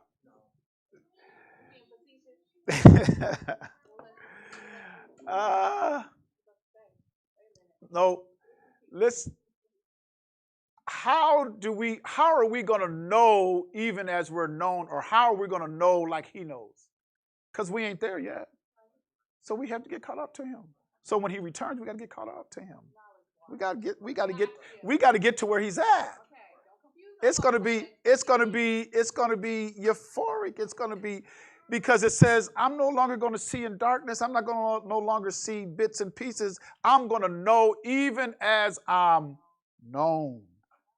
I'm going to know, because I'm going to get caught up to where he's at. He's got all wisdom. Now, his wisdom and knowledge, or the knowledge of him, passes all understanding. Everything. I can't comprehend the totality of Christ. I can't. But when he returns, I'll be able to, because I'm gonna get caught up to him. I'm gonna be where he says, and forever we'll be with him. Well, where is he gonna be? Well, he's gonna be here. But he says forever we're gonna be with him. We're gonna have a body like he has, because we're gonna get caught up to him. He says, I go away to prepare a place for you, that where I'm at, there ye may be also. So we got to get there. We're not there yet. I don't know. Everybody don't see it, but it'll come. It'll come. It'll come. One day it'll hit you. Because there's one thing about, people can teach revelation, but they can't give revelation. The revelator is Christ. We see that in Matthew 11:27. No man knows the Father but the Son. No man knows the Son but the Father. And to whomsoever the Son will reveal. So he's the revelator. So I can teach what I know, but I can't give nobody revelation. That revelation has to come from heaven. So a lot of times you teach things, I don't know what he's talking about. I'm totally confused. I don't even see it. Well, that's because you can teach revelation, but you can't give revelation. It's like a lot of people read Revelation, it is written in Greek, because when I read it in English, I don't understand a thing. Because it has to come through revelation. He starts to reveal it to you. And some of it don't come all at once. Some people he might give it to all at once. But all of us, even myself, is a product of my teachers. I'm the sum total of my teachers. Now, revelation now comes from the revelator. Because I had to get a revelation of who Christ was. I didn't have a revelation of Christ. I had to get that revelation of Christ. I was taught, but then the revelation came. Because you can teach revelation, but you can't give revelation. And that's why I say, we're supposed to have knowledge. We're supposed to grow in knowledge. We're supposed to build ourselves up on knowledge. We study and everything. Revelation comes from the revelator. And if Christ doesn't reveal it, you don't see it. You're not going to see it. Okay. Not as though the word of Elohim hath taken none effect, for they are not all Yasharah, which are of our Yasharah. Neither, because they are of the seed of Abraham, are they all children, but in Isaac shall thy seed be called. That is, they which are the children of the flesh, these are not the children of Elohim. Let me say that again. That is, they which are the children of the flesh, these are not the children of Elohim. Okay. Okay. Whose are the fathers, and of whom, as concerning the flesh, Christ came. That is, they which are of the children of the flesh, these are not the children of Elohim, but the children of the promise are counted for the seed. For this is the word of promise, at this time will I come, and Sarah shall have a son.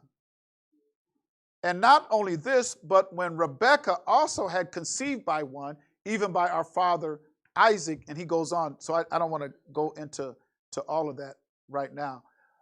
But as concerning the flesh, Christ came. Okay? Now, everybody that's of Yasharal, everybody that's in Yasharal is not of, they're not Yasharal. But it's those who are of the seed or the promised seed. Okay. Let's go to Romans. No, let's go to Galatians. Let's look at Galatians 4, and let's go down to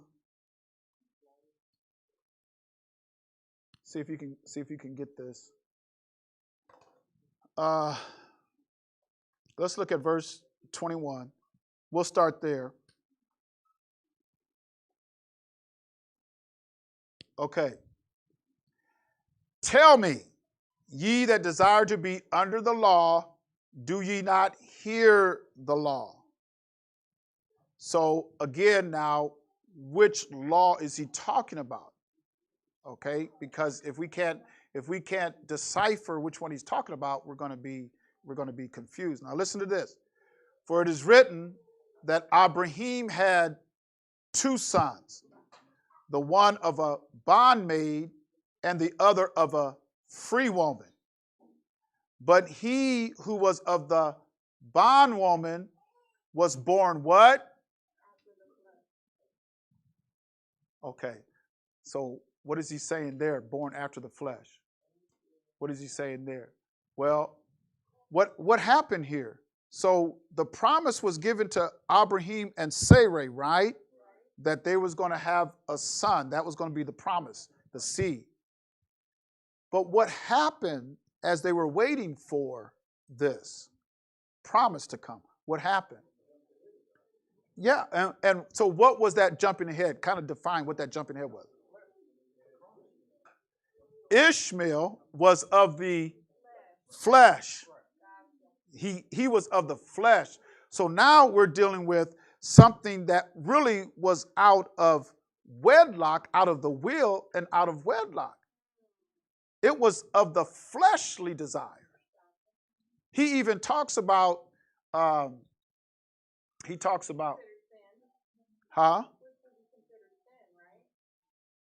It was done out of his will.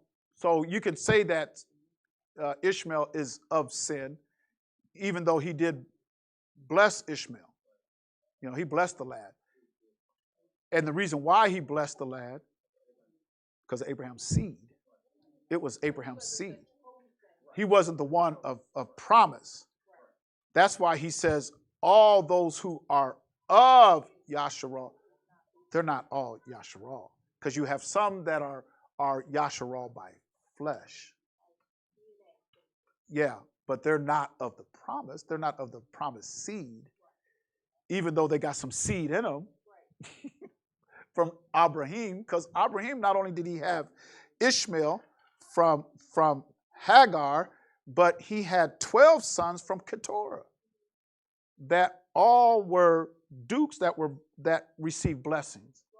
And then he had children by concubines that he gave some blessings to. The seed of Abraham was blessed when he had no seed. Yes.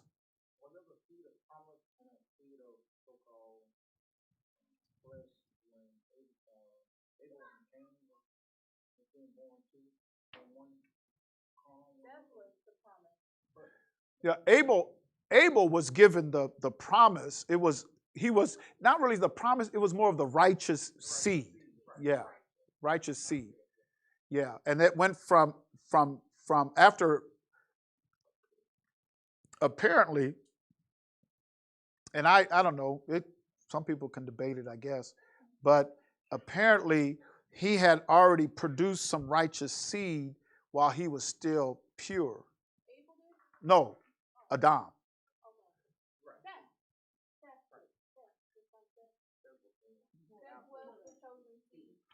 Yeah, it passed from Adam and Eve to Seth because Cain killed Abel, because it was going to go through Abel. But then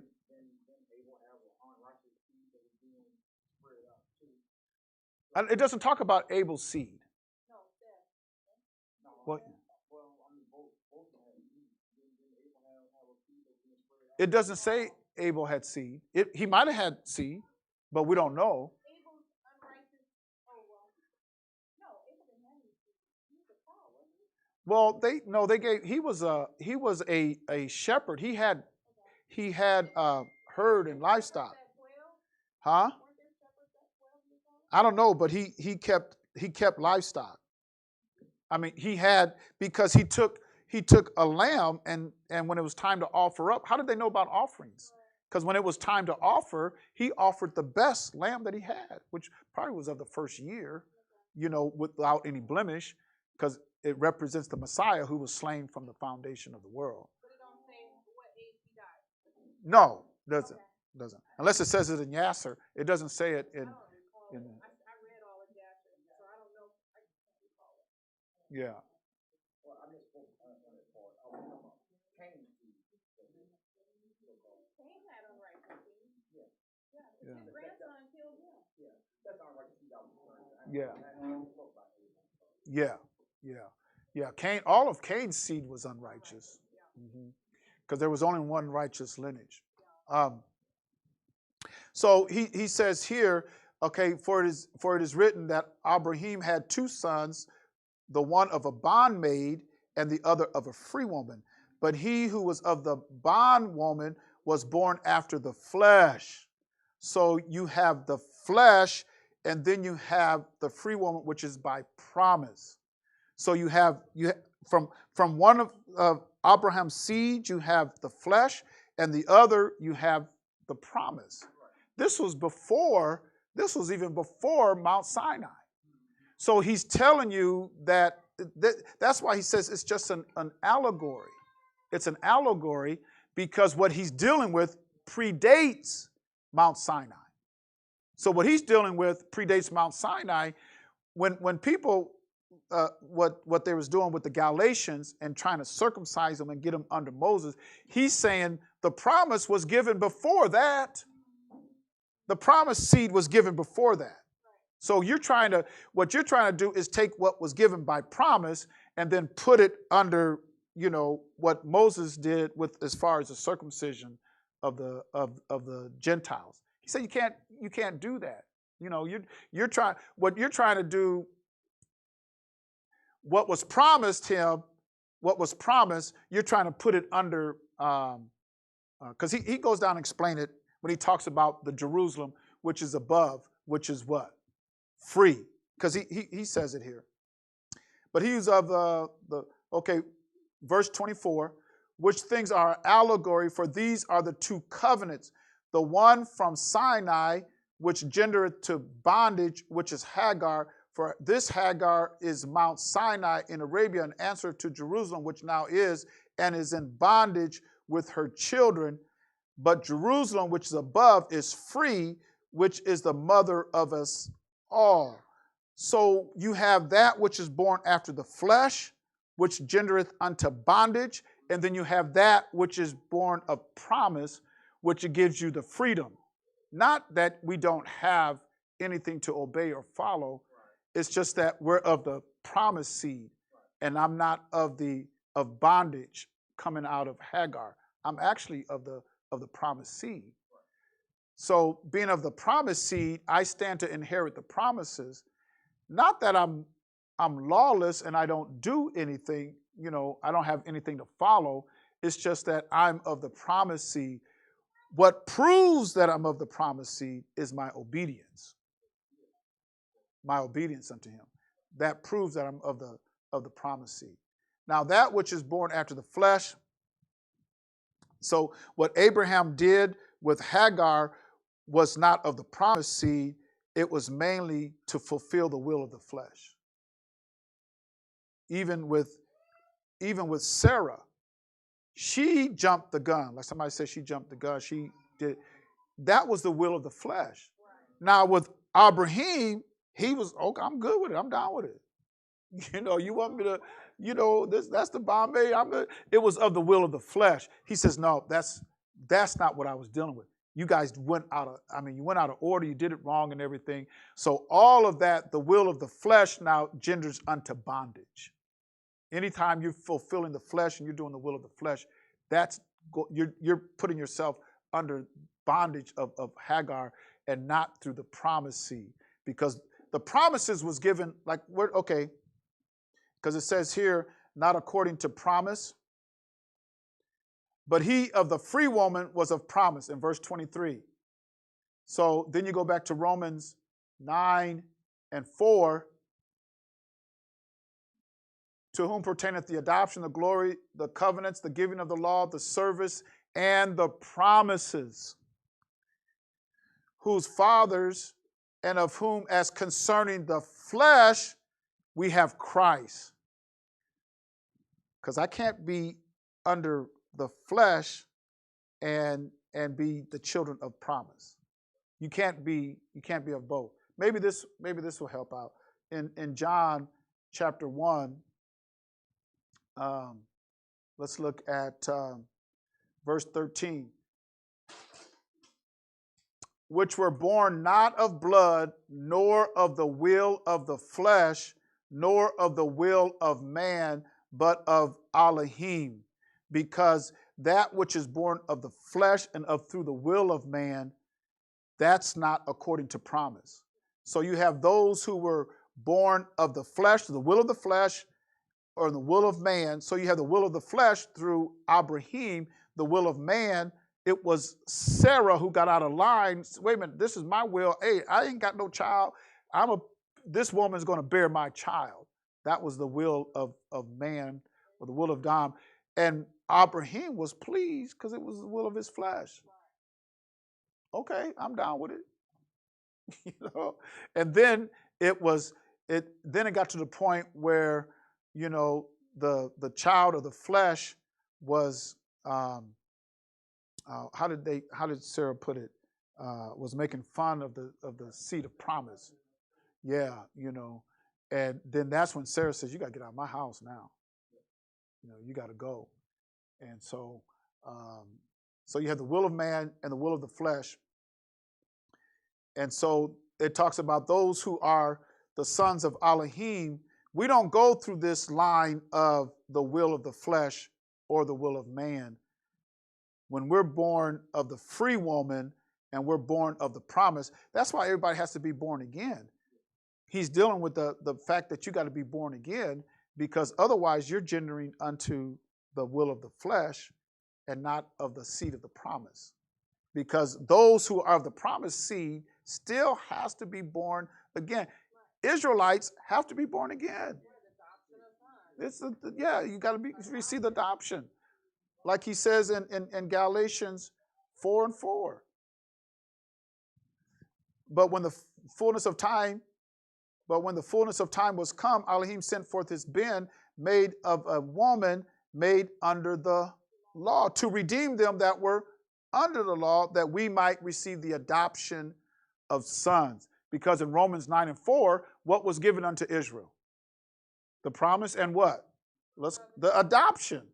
Romans 9 and 4. It was given unto Israel the adoption. Because all of Israel now, if you're not born again, not through the flesh or the will of man, but through the Spirit, if you're not born again to be a Ben Elohim, then you're still under bondage. You're still in the flesh, you're still under bondage. And you're not of the promised seed. Because everybody that's of Israel, everybody that's in Israel is not of Israel, and all of them are not going to inherit the promise. All of them are not going to inherit the promise. So it's only those who become the sons of Elohim. So Israelites have to be born again. Gentiles have to be born again. And he brings them all into one. All into one. They become the sons of Elohim. So what happens with that scripture that says all Israel shall be saved? Is it just the ones that have the adoption? Is that term all kind of skewed? I understand based off English, all means everyone, everything. But in Hebrew, what does that all mean? All Israel will be saved. Okay. And then they have to pass under the rod. So be that he's going to save all of Israel and then do his picking and weeding and flipping? Yeah, and Romans 11:26. And so all Israel, all Yasharal shall be saved. But let's look at this word saved here. Okay? Let's look at that word saved, which is sozo in Greek. Okay? And it means to save, that is deliver or protect, heal, preserve, save, do well, be whole.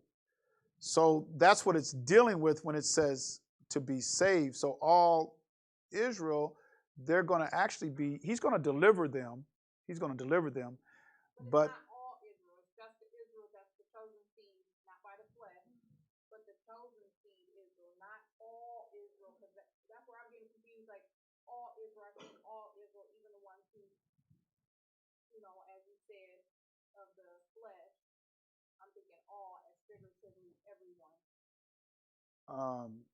What is it? Is it Zechariah 13 that talks about 2/3 are going to, he's going to refine? Okay, here it is. So Zechariah 13 and 8, and it shall come to pass that in all the land, saith Yah, 2 parts therein shall be cut off and die, but the third shall be left therein. So that be all Israel, that third is going to be Yeah, because a lot of them are going to be cut off and die. And I will bring that third part through the fire and will refine them as silver is refined. That's the all that we're dealing with there. And will try them as gold is tried. And they shall call on my name, and I will hear them. I will say, it is my people. And they shall say, Yah is my Elohim. Because when they cry out to him, they're not going to say Lord or God. They have to know his name, because that name is what's going to deliver them. He says they're going to call on my name. That's what's going to bring the deliverance. So if you don't know his name, you don't know how to call on him. And there's, like he says, there's 2/3 of them just ain't going to make it. 2/3 just ain't going to make it. And we might think, no, Elohim ain't going to never do that. He loves his people. You got to read the book. Because he told Ezekiel, I don't even want you to mourn over them. I'm showing you. I'm getting, I'm a purge. He even says in Matthew, the 3rd chapter, I think it is, he says, whose fan is in his hand, and he's come to purge his floor. That fan is, if you see somebody who whittles or something, they got a sharp tool and they're whittling off the wood or something like that. That's what he's talking about. The fan is in his hand. The fan is in his hand. He's whittling off, and he's going to purge his floor, which means he's going to clean it up. He's going to get rid of a lot of that. And that's what John was prophesying. He says, I'm waiting for him to come, whose whittle's going to be in his hand. He's going to purge his floor. Then he's seen him, and he says, I'm supposed to be baptized of you. You want me to baptize you? I should be baptized of you. You want me to baptize you. That's what John is saying. But the whittling is how he purges his floor, which means he's going to clean up. He's going to get rid of. If you think everybody's going to be saved, then you got a wrong conception of this. And even Jesus said, only a few going to find it. Only a few going to find it. And he says, you got to call on my name. And that's why nobody knows his name, or only a few people know his name, because they intended for us not to know his name. You can go into churches all across the land. What's the Father's name? They can't tell you. They can't tell you. That's not taught to us. We don't know the Father. We ain't supposed to call on his name. Who told you that? Well, that's what my teacher told me. Well, where did he get it from? Well, where did she get it from? Well, they got it from their teacher. Well, where did they get it from? And it goes all the way back. It goes all the way back to the post-apostolic fathers, to where they get all this knowledge and stuff from the seminaries. That name is sacred. And where did they get it from? From the Masoretes that told you can't call on his name. Well, where did they get it from? They know the power. If you call on his name, they know the power. We don't want to, because at the end of time, in order to be rescued or delivered, you better know his name. Yah is, he said he rideth. Let's go to Psalms 68 and 4. 68 and 4. Sing unto Elohim, sing praises to his name, extol him that rideth upon the heavens by his name, Yah, and rejoice before him. Now, some people say Yod Hey, Yud Hey, some people say Yod Hey, Wad Hey, some people say Yah, some say Yahweh, some people say Yahuwah, and or some people say Yahu, but all of that has Yah, because Yah is like breathing. That's his name. That's how you breathe. Okay. So with just J-A-H, that's just the first part of his name. Okay. Yeah. Yah. I'm safe with that, right? Yeah. Because there's many renditions. Yeah.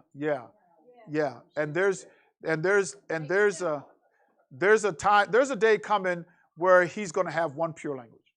But he knows that it's been, But he tells us here in Proverbs 30 and verse 4, he tells us, he challenges us, what is his name? So do your research, search out. What is his name? What is his son's name? If thou can tell. There is a name for salvation. There is a name that has to be called for salvation. There is a name that is used for remission of sin. There is a name. He also has a war name. He even told, huh? He has a war name that, because he told Moshe, he said, Abraham, Isaac, and Jacob knew me by Al Shaddai, which is, what we say Almighty, Al Shaddai. That's what they knew me as. They didn't know me as Yahuwah. They didn't know me as that. But I want you to know me as that. Because with Moses now, with them, he was going to lead them out of Egypt, and he was going to make them into, they're going to establish warrior. In order for them to get the land, they had to go in there and take it. So they had to know his battle cry and his war name. And, it's all lost now. So in order to get back to where they were, they'd have to know his name again. And there's going to be some who are going to call on his name. Everybody's not going to know it. But you'll have some who do know his name, and that will call on his name. He tells us in Proverbs 30 and 4, he asks the question, what is his name?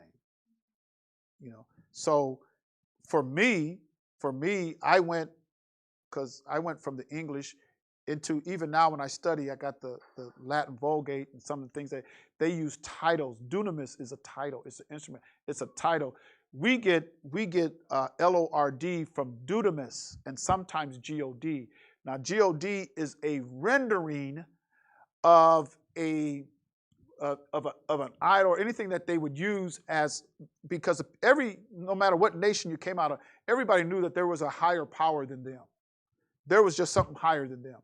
But they would use idols and they would call them gods. They would use a lot of things. They would call them gods. He said, I'm Elohim, which means I'm the supreme one over all of them. But that's not my name. Elohim's not my name. That's just a function that I work in as being all powerful. Everything comes from me. I exist, but nobody, I don't have to exist off of anybody else. I self-exist. I have power over all these other guys. I'm Elohim. That's not my name. In fact, he had a number of different names. And but what the day is coming, especially before we go into battle and everything. When you got some people that are afraid, they don't want to go into battle. Well, that's okay, because all of Israel weren't warriors. Everybody's not a warrior. Everybody in Israel is not a warrior. So you do have some that'll be ready to go into battle. You have some won't.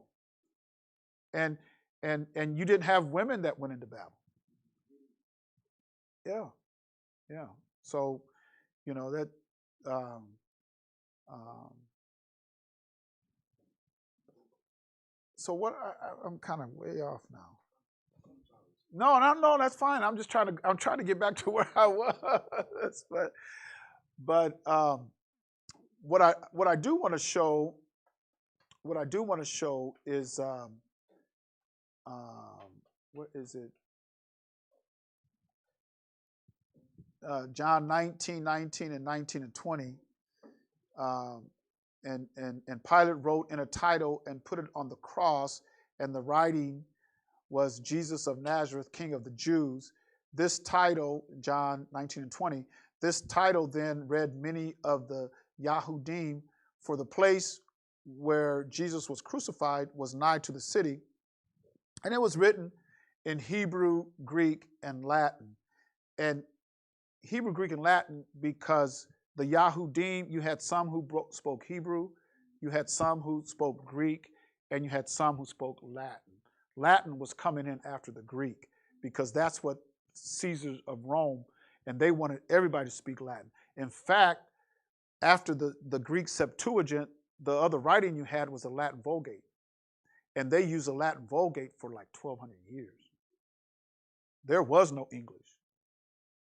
There was nothing but the Latin Vulgate. That's history. I'm not making it up. You have to go look it up. That's history. Where did the Latin Vulgate come from? Well, it was a man by the name of Eusebius who was very knowledgeable. The man was knowledgeable, and he was able to take Greek and write it in Latin. And he did it for the Romans. He did it for them because they spoke Latin. So they took the Greek Septuagint and he wrote it in Latin. And then they allowed the Latin Vulgate and the Greek Septuagint to be written in English. But back in that day, if anybody said Jesus back in that day, they look at what you're talking about. Who's that? Yeah. Now, if you say his Hebrew name, they knew who he was. If you say Greek, his name in Greek, they knew who he was. Paul knew his name in Greek. Paul wrote Greek, but he spoke Hebrew. And you had those who spoke Latin. So you have his name. Now, some people, like the Hispanic community, they say Jesus. That's what they use. They pray Jesus, and they use Jesus. But even, his Hebrew name was a common name. Other people had that name. And Moses changed Husha's name to Yahusha, which was the Greek, or not, I'm sorry, forgive me. Oh, no, not the Greek, which was the Hebrew name. Because we say Joshua in English, but they didn't pronounce it Joshua in Hebrew. But we say that in English.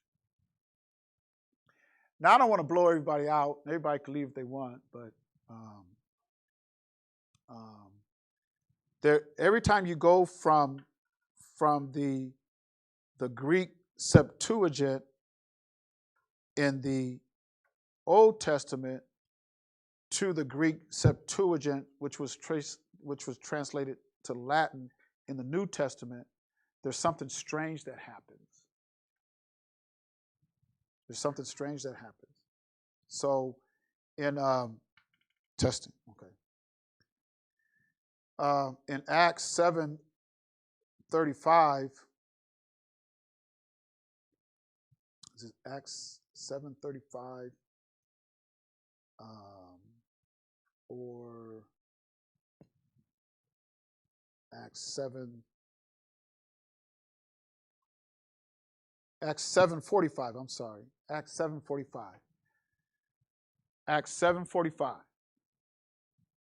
Now, if this was not the book of Acts, let's say this was the book of Judges, or the book of Deuteronomy, or the book of Numbers. Let's say this was the book of Numbers. It would be rendered differently.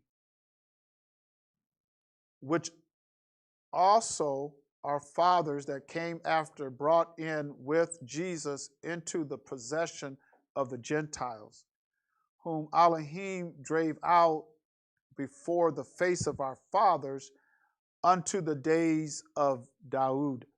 So who is he talking about here? Yes. He's talking about Joshua. But as soon as you step from the Old Testament into the New Testament, it takes on a that person takes on a different name. Yeah. Okay, now we got to have at least 2 witnesses. So let's go to Hebrews.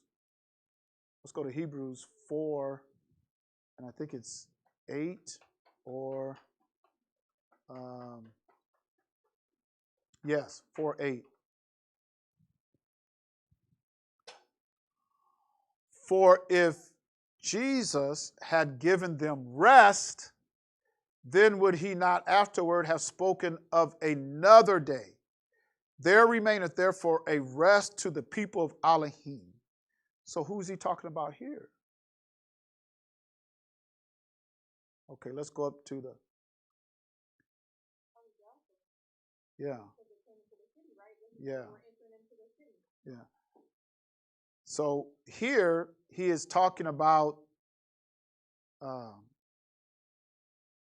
in Hebrews 4, he's talking about Joshua. For if Joshua had given them rest, then would he not afterward have spoken of another day? Therefore, there remaineth a rest to the people of Elohim. That's why we have to, there's a couple things here that, he's talking about Joshua, but as soon as you step over from the old into the new, Joshua turns into Jesus. But if we take this and put it in the old, it's Joshua. Also, you have to be careful because people who say that I'm in my rest, yeah, for he that is entered into his rest, he also has ceased from his work, his own works, as Elohim did from his. Let us therefore labor, therefore, to enter into that rest, lest any man fall after the same example of unbelief. So, like he said, there's a remaineth of rest for the people of Elohim. This is where a lot of people think that because I'm in the Messiah, I'm in my rest, I don't have to worry about the Shabbat, the Sabbath. You still have to labor to enter into that rest because we're not there yet. There still remaineth a rest unto the people of Elohim because we're not there yet. We have to enter into that rest, which is at the end. We at the end when we're with him, we're reigning with, we're in our rest. We're in our rest. But right now, we still have to labor to enter into our rest. Because to rest, if every day is a Sabbath, that means you don't do no work. You don't do no work. Every day is a Sabbath. Now, to me, it's like that because I'm retired. So every day is a Sabbath to me. I'm in my rest. I'm retired. I don't have to worry about work. But there remaineth a rest unto the people of Elohim. But there's 2 witnesses. These are the only 2 places in Matthew through Revelation that is referencing Joshua. No other places in the you can look at Acts, but there's no other places where they're referencing Joshua and they use the name Jesus. So these 2 places where they're referencing Joshua, they use the name Jesus. Now the question is why? Why did they do it like that? That's the question. Why? Why is it? And you can do your research on that and try to get an understanding of why that is. Okay. Any questions or comments? I'm just trying to think because I wanted to. Yeah, and I kind of went there because of the flesh and the spirit, the flesh and the promise, and there's other things that's in Galatians that we have to be careful because we think that when we look at what Paul says, we think that it's all done away with, and it's not. It's not. I know what I wanted to bring out. In order to look at the promises and the working of the flesh, you have to go to Hebrews, like the 9th chapter and the 10th chapter. And I'm getting kind of tired. I don't want to bring it out, but in the 9th chapter and the 10th chapter, how were they justified? When Paul is dealing with the justification in Galatians, comparing to now we're justified in Christ, how were they justified in the Old Testament? How were they justified? How were they justified by their sins? How there were sacrifices. There were sacrifices of bulls and goats that justified them. Now there were some sins that you committed that you could not bring no sacrifices. There was no sacrificial offering for some sins. You were just under judgment now. There's no sacrifice. So how were they justified? They were justified. Now, what justified David? Because he could bring no offering for his sin. So what justified him? Yeah. Yeah, he had a man murdered. So there was two things he did that you could not bring. He couldn't go to Nathan with any kind of sacrifice to justify that sin. And justification is just as if you didn't do it. There was nothing he could do. So that's why he says in Psalms 32, he says, blessed is a man whose sins are imputed, who does not receive the charge against his sin. He could say that because he was not charged for that sin that he did because of the mercies of Allah. Nathan even told him, he's already forgiven you. I can't bring nothing to justify me for those sins. So he experienced something that we have on this side of Christ, not before, because the only way you could be justified of sins, you had to bring an animal and a blood sacrifice. And he talks about that in Hebrews 9, Hebrews 10, because the blood of bulls and goats could never take away sin. So he had to do away with the works of the flesh.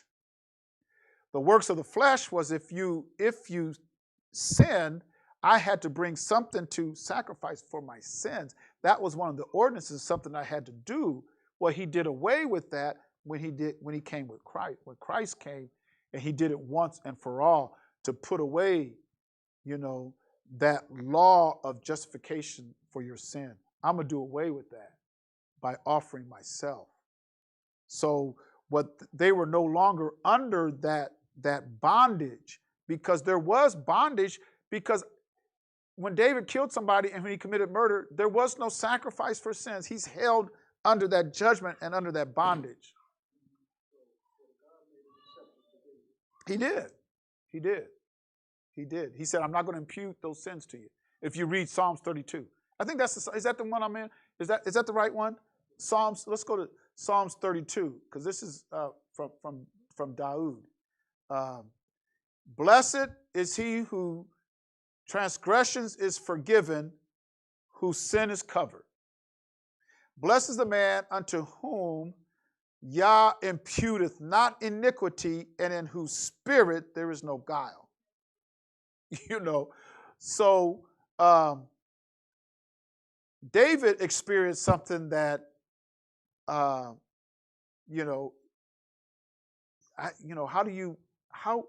can my sin be covered? How can I? Because David knew the law. For every sin, there is a charge, or there's a repercussion for every sin. How could you impute? How could you not charge me for a sin that I committed? I can't bring no sacrifice. I can't do nothing. So what he experienced was something that was coming after the cross of Christ. So what Christ brought in was, he brought in that imputing or not charging you for that sin through his work that he did. Yes.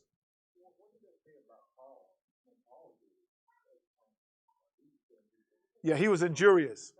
Yeah, yeah, and yeah, but then on the road to Damascus now is when he was struck down, and he told him to go to Straight Street, and you'll meet a man, and then that man baptized him, and that's when his sight came back to him.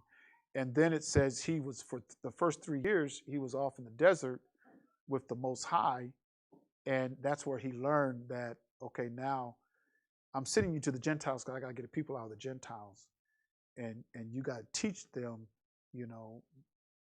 And he had to deal with his own countrymen too, you know, because see, Paul was somebody that, like I said, injurious, but he was somebody that was Moses. He was a teacher of Moses' law. He sat under the feet of Gamaliel. They taught Moses' law, but something else that they taught pretty much was, it was, you know, for Israel. And unless you become Israel, you don't have no salvation. You know, they had to open it up to the Gentiles, that the blood that was spilled was not only for Israel, but it was going to be for other nations as well. Because he was bringing, and we see that when he wrote Ephesians. Those who were strangers, remember he said that? They were strangers to the covenant. They were alien to the commonwealth, strangers to the covenant. They were in the world without Elohim and without hope. They had nothing. But he said, now through the blood of the Mashiach, now I've drawn you nigh. I brought you into the commonwealth. And they can stand as Israel. Yes. And that is the thing that you shouldn't pray for. I mean, because there's certain things like about murder and what. There are certain things about murder. A person shouldn't pray for everybody. You know, so there's certain things you just shouldn't take out small person shouldn't mourn or discover certain things. Certain things you shouldn't even pray for because you're taking the prayer to him. Yeah, I mean, the sin of murder, the sin of all of the commandments and all the law, that the penalty for that sin was paid through his death, the life that he gave, the blood that he shed. He paid for the sin of murder, even though he was not a murderer. Through his blood, but you still going to have to. Yeah, and you still have to ask for, you still have to see if he's going to forgive you of that. Yeah. Yeah. Because now when he paid the price for murder, now that means across the board. So there might be somebody who does repent, who does change. Well, he paid for that. You might have somebody who commit murder that doesn't. Well, you're going to die. You know, but he had to pay the price for murder so that he can redeem those who committed murder, who wanted to be redeemed. Now, you got some people who don't want, there's no remorse, there's no godly sorrow. They don't want to repent. Well, you're going to pay the price for that. Because in order to redeem a murderer, doesn't mean he's going to redeem all murderers. He just he paid the price for the penalty of murder so that he could redeem those who committed murder, who wanted to be redeemed, who wanted to be restored, who wanted to walk in the newness of life, who wanted to be obedient unto him. Does that make sense? But when Paul was dealing with the Corinthians and being under the flesh and being of the promise, and then the justification, because people think they look at justification and they don't look at justification through the eyes of what Paul was dealing with, because in order to get justified from your sin, you had to bring a sacrifice. And that's what when he did that, he did away with that. Now I'm justified through Christ now. I'm justified through the work that he's done. Not that I can go out and just break every commandment that's out there.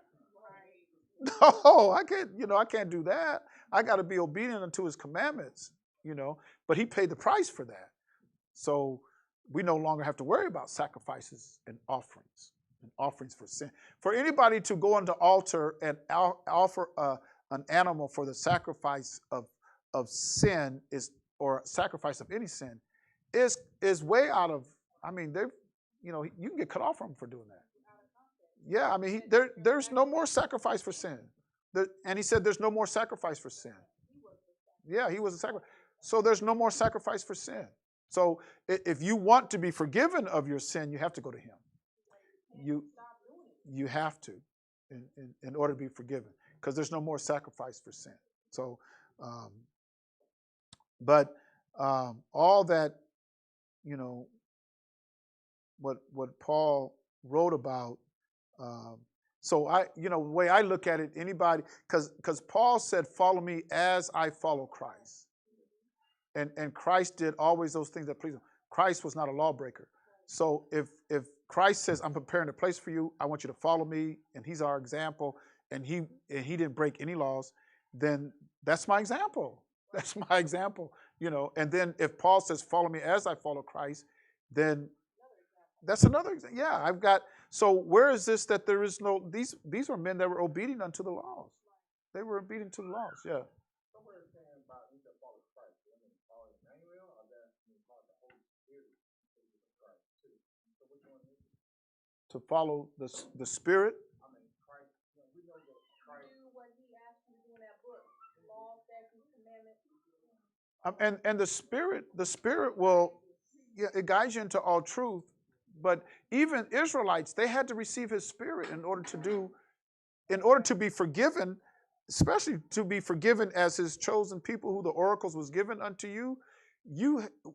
All Israelites have to, be born of the water and Spirit to get back into covenant with them. All right, shalom, shalom. All Israel has to repent and to be born of water and Spirit, because that gets them back into the covenant, and because they broke covenant. How are you going to get redeemed or be forgiven for breaking that covenant? Well, there's only one way. I mean, even Daniel said, and Daniel included everybody in this. He prayed for all of Israel. But Daniel 9:11, he says, "All Israel have transgressed thy law, even by departing, that they might not obey thy voice. Therefore the curse is poured upon us, and the oath which is written in the law of Moshe, the servant of Elohim, because we have sinned against him." All Israel. So how do you get back? Because ain't no more blood of bulls and goats. The only sacrifice for sins now is through our Messiah, Jesus Christ. So how do I get back into covenant practice with him? Well, I have to be born of him. I have to repent. He gives us the formula. I have to repent. I have to be born of water and born of the Spirit. That gets me back in covenant. He says, "Those who have my Spirit, now they are the sons of Elohim." I can't be a son of Elohim if I don't have his Spirit. If I'm not led, he even says in Romans, I think it's 8, those who are led by the Spirit of Elohim, they are the sons of Elohim. And he says that Spirit is going to guide you into all truth. So, well, then how do I get that Spirit? Well, you have to be born of it. Now you got, now here's the thing.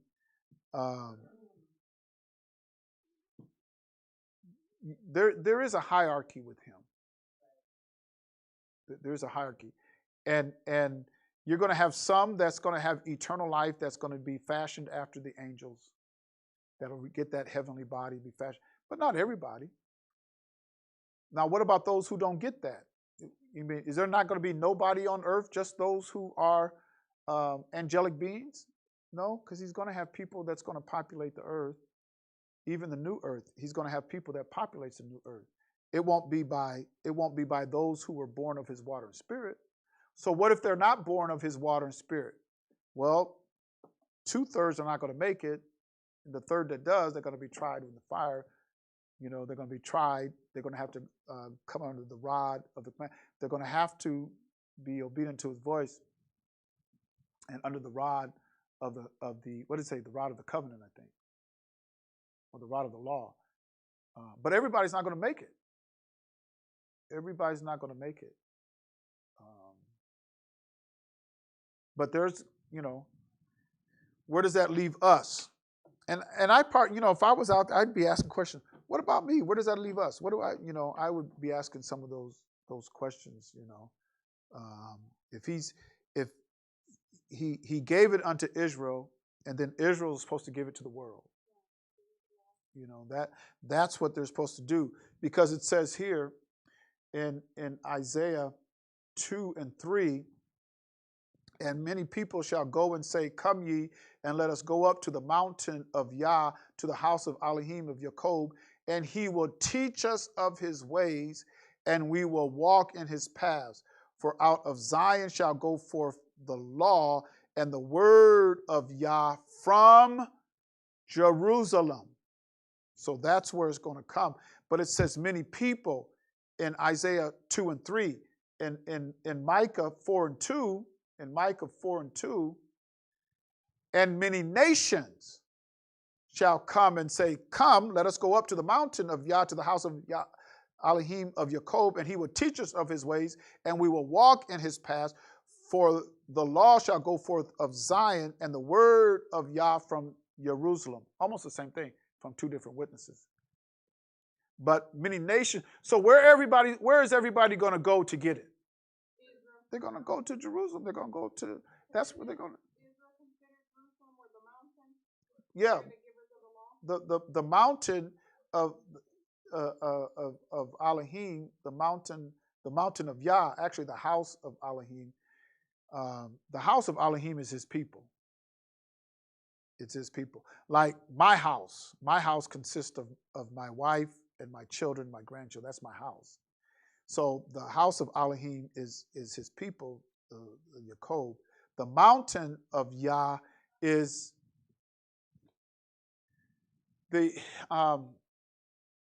the Old Testament, every nation would go up to a high place, and that's where they met their God.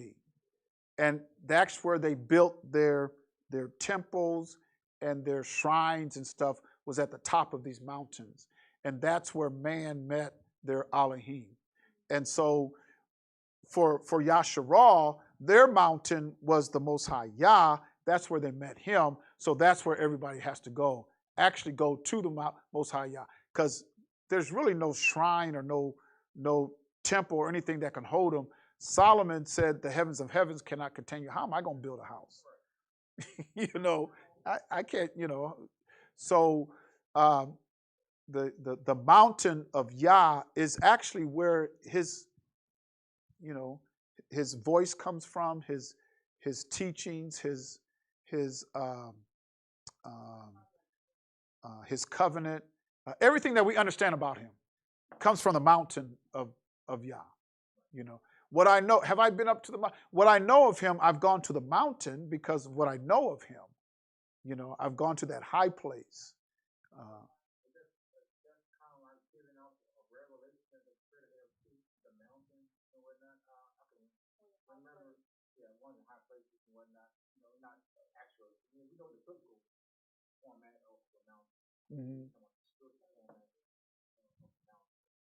Yeah. Now there was a physical place, and there's the spiritual implications of that physical place. Yeah. Kind of remind me of something that one of the civil rights leaders has spoken at one point in time. That he's been to the mountaintop, so it's like almost like a revelation that he has seen. Yeah. Yeah. A literally physical mountain. Right. It wasn't a physical mountain, but it had spiritual meaning of a place that he had been, and the things that he was shown and understood. It was a mountaintop experience. You can have a mountaintop experience in the valley. But it's a mountaintop experience in the valley. That's possible because they did have a physical place, but there's a spiritual meaning of it. Especially when it talks about the mountain of Yah, because all nations are going to come to Jerusalem to get some understanding of that mountain. That high place. We say mountain, but that high place. To get an understanding of that high place. Teach us of that high place. And they've got to go to Jerusalem to get it.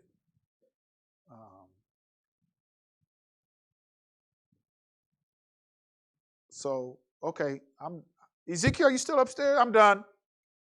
I'm done. We're going to come to an end. We say Shabbat Shalom to all of those who have joined us, near and far. We say Shabbat Shalom unto you. Invite you back to another study as we continue to study the scriptures and study the Bible and study our Messiah and be enriched and endowed with all that he has for us. We say Shabbat Shalom to the kings and queens, to the Hebrews and Shebrews, to the brothers and sisters, to the Ben Elohim. We say grace and mercy